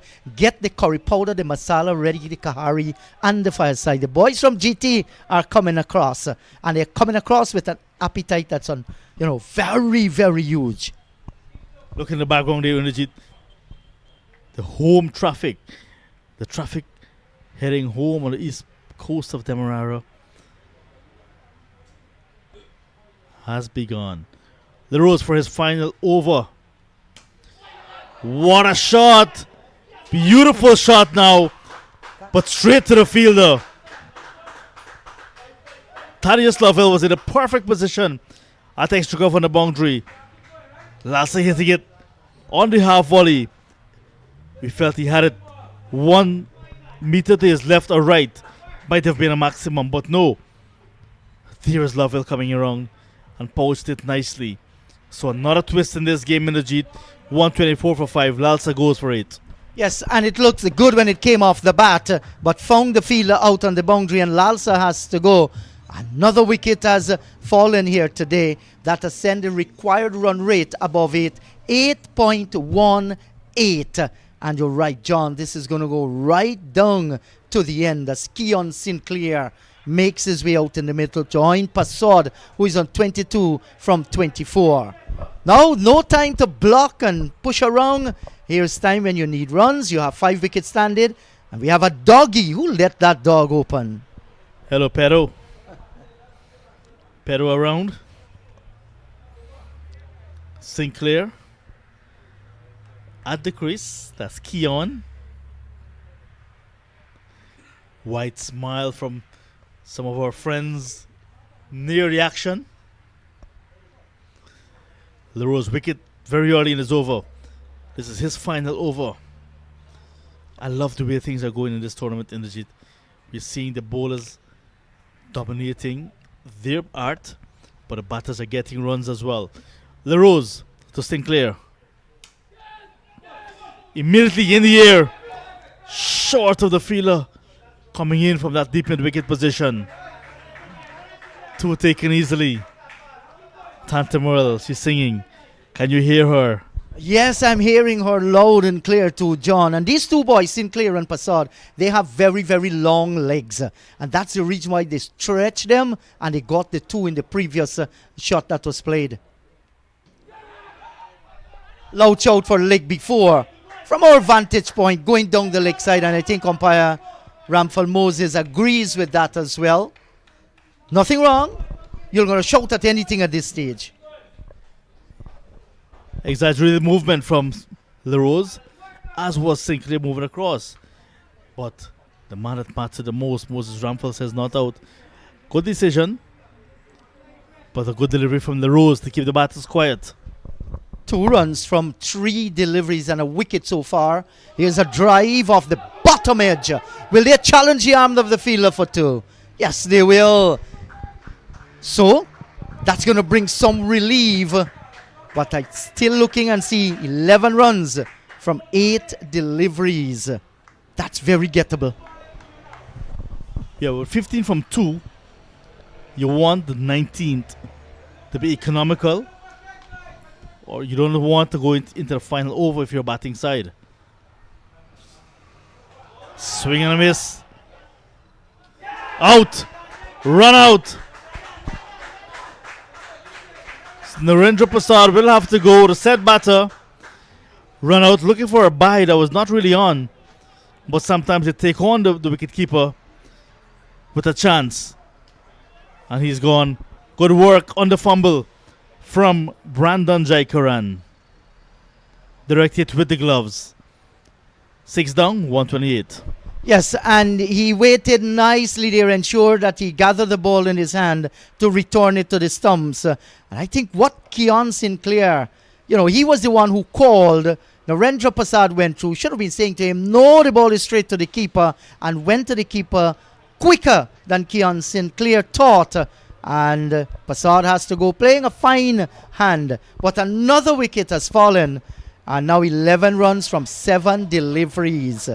They must at least get 2 runs from this final delivery. Well, somebody's going to strike up the band. Which team? I'm not too certain. Regardless of where it is, strike up the band. We're going to the motorcade. But at the start of the innings, I said if you want to chase and leave 8 runs to get in the last over, that will be a good chase. So with 9 runs still required, just over 9 means under 10. Still, the batting side has the advantage.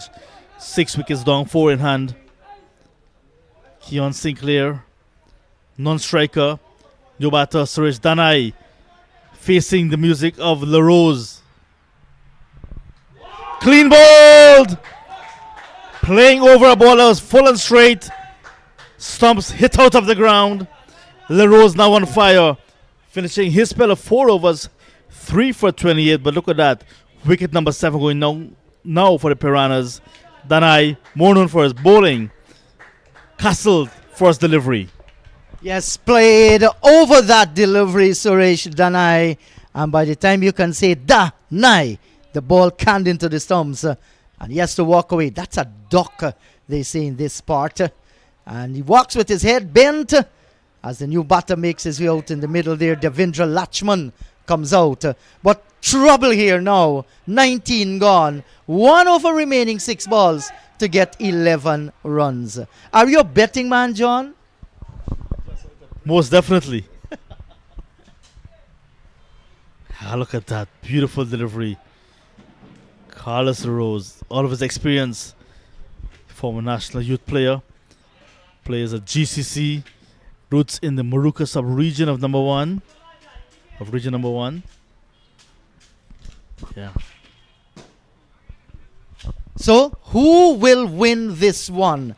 Will it be the Demerara Hawks? Will it be the Piranhas, who are batting out in the middle there, looking for 11 runs from 6 legal delivery? And it looks as though it's going to be Daniel Ross, 1 for 21 from 3 overs. He has been entrusted with the white ball in his hand to bring it home for the Hawks. That's East Coast traffic late in the afternoon. Very slow. Hundreds and hundreds of vehicles. The ones that are going towards the eastern part of Guyana, there is where the lines normally build up. And taking into consideration the motorcade entourage, that's going to be a little bit chaotic tonight. Yeah, Parsons trying to beat the clock.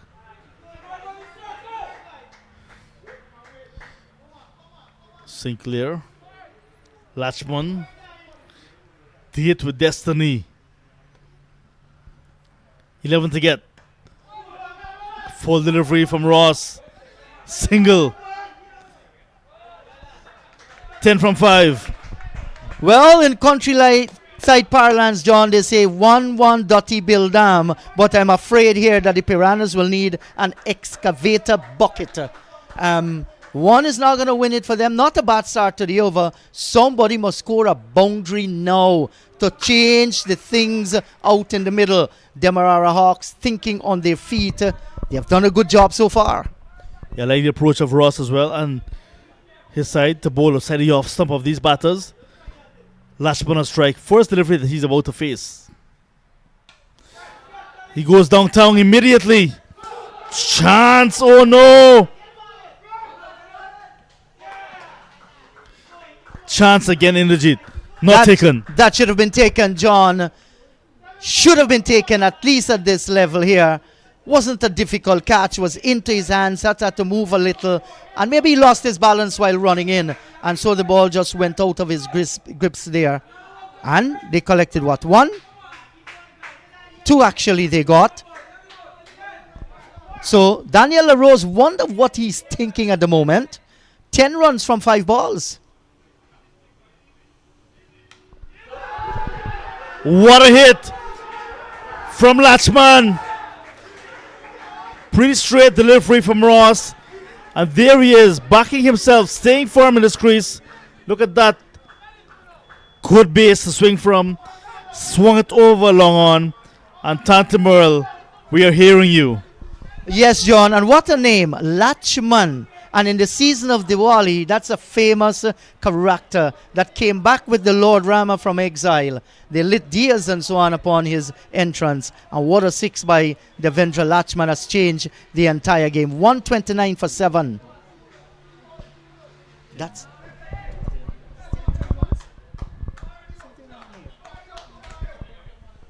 So 1, then a 2, then a 6. So 10 runs already in the over. So it means just 1 away. That's all she wrote.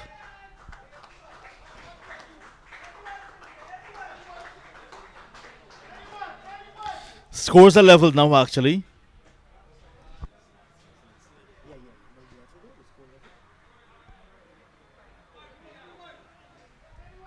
All right, to our viewers, don't mislead what you are seeing there. Now, that's the correct score. The scores are tied. That 6 changed the entire complexion of this match. So just 1 run for victory, 2 deliveries to bowl. We shall see. I'm rooting for a dot ball now. Daniel Ross will deliver a good ball.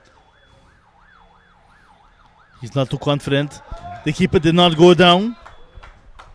Yes, and the siren going off on the East Coast Highway there, maybe lending some tribute of this game here. Will it be the Hawks? Will it be the Piranhas? Someone will have to be fetched away in the ambulance.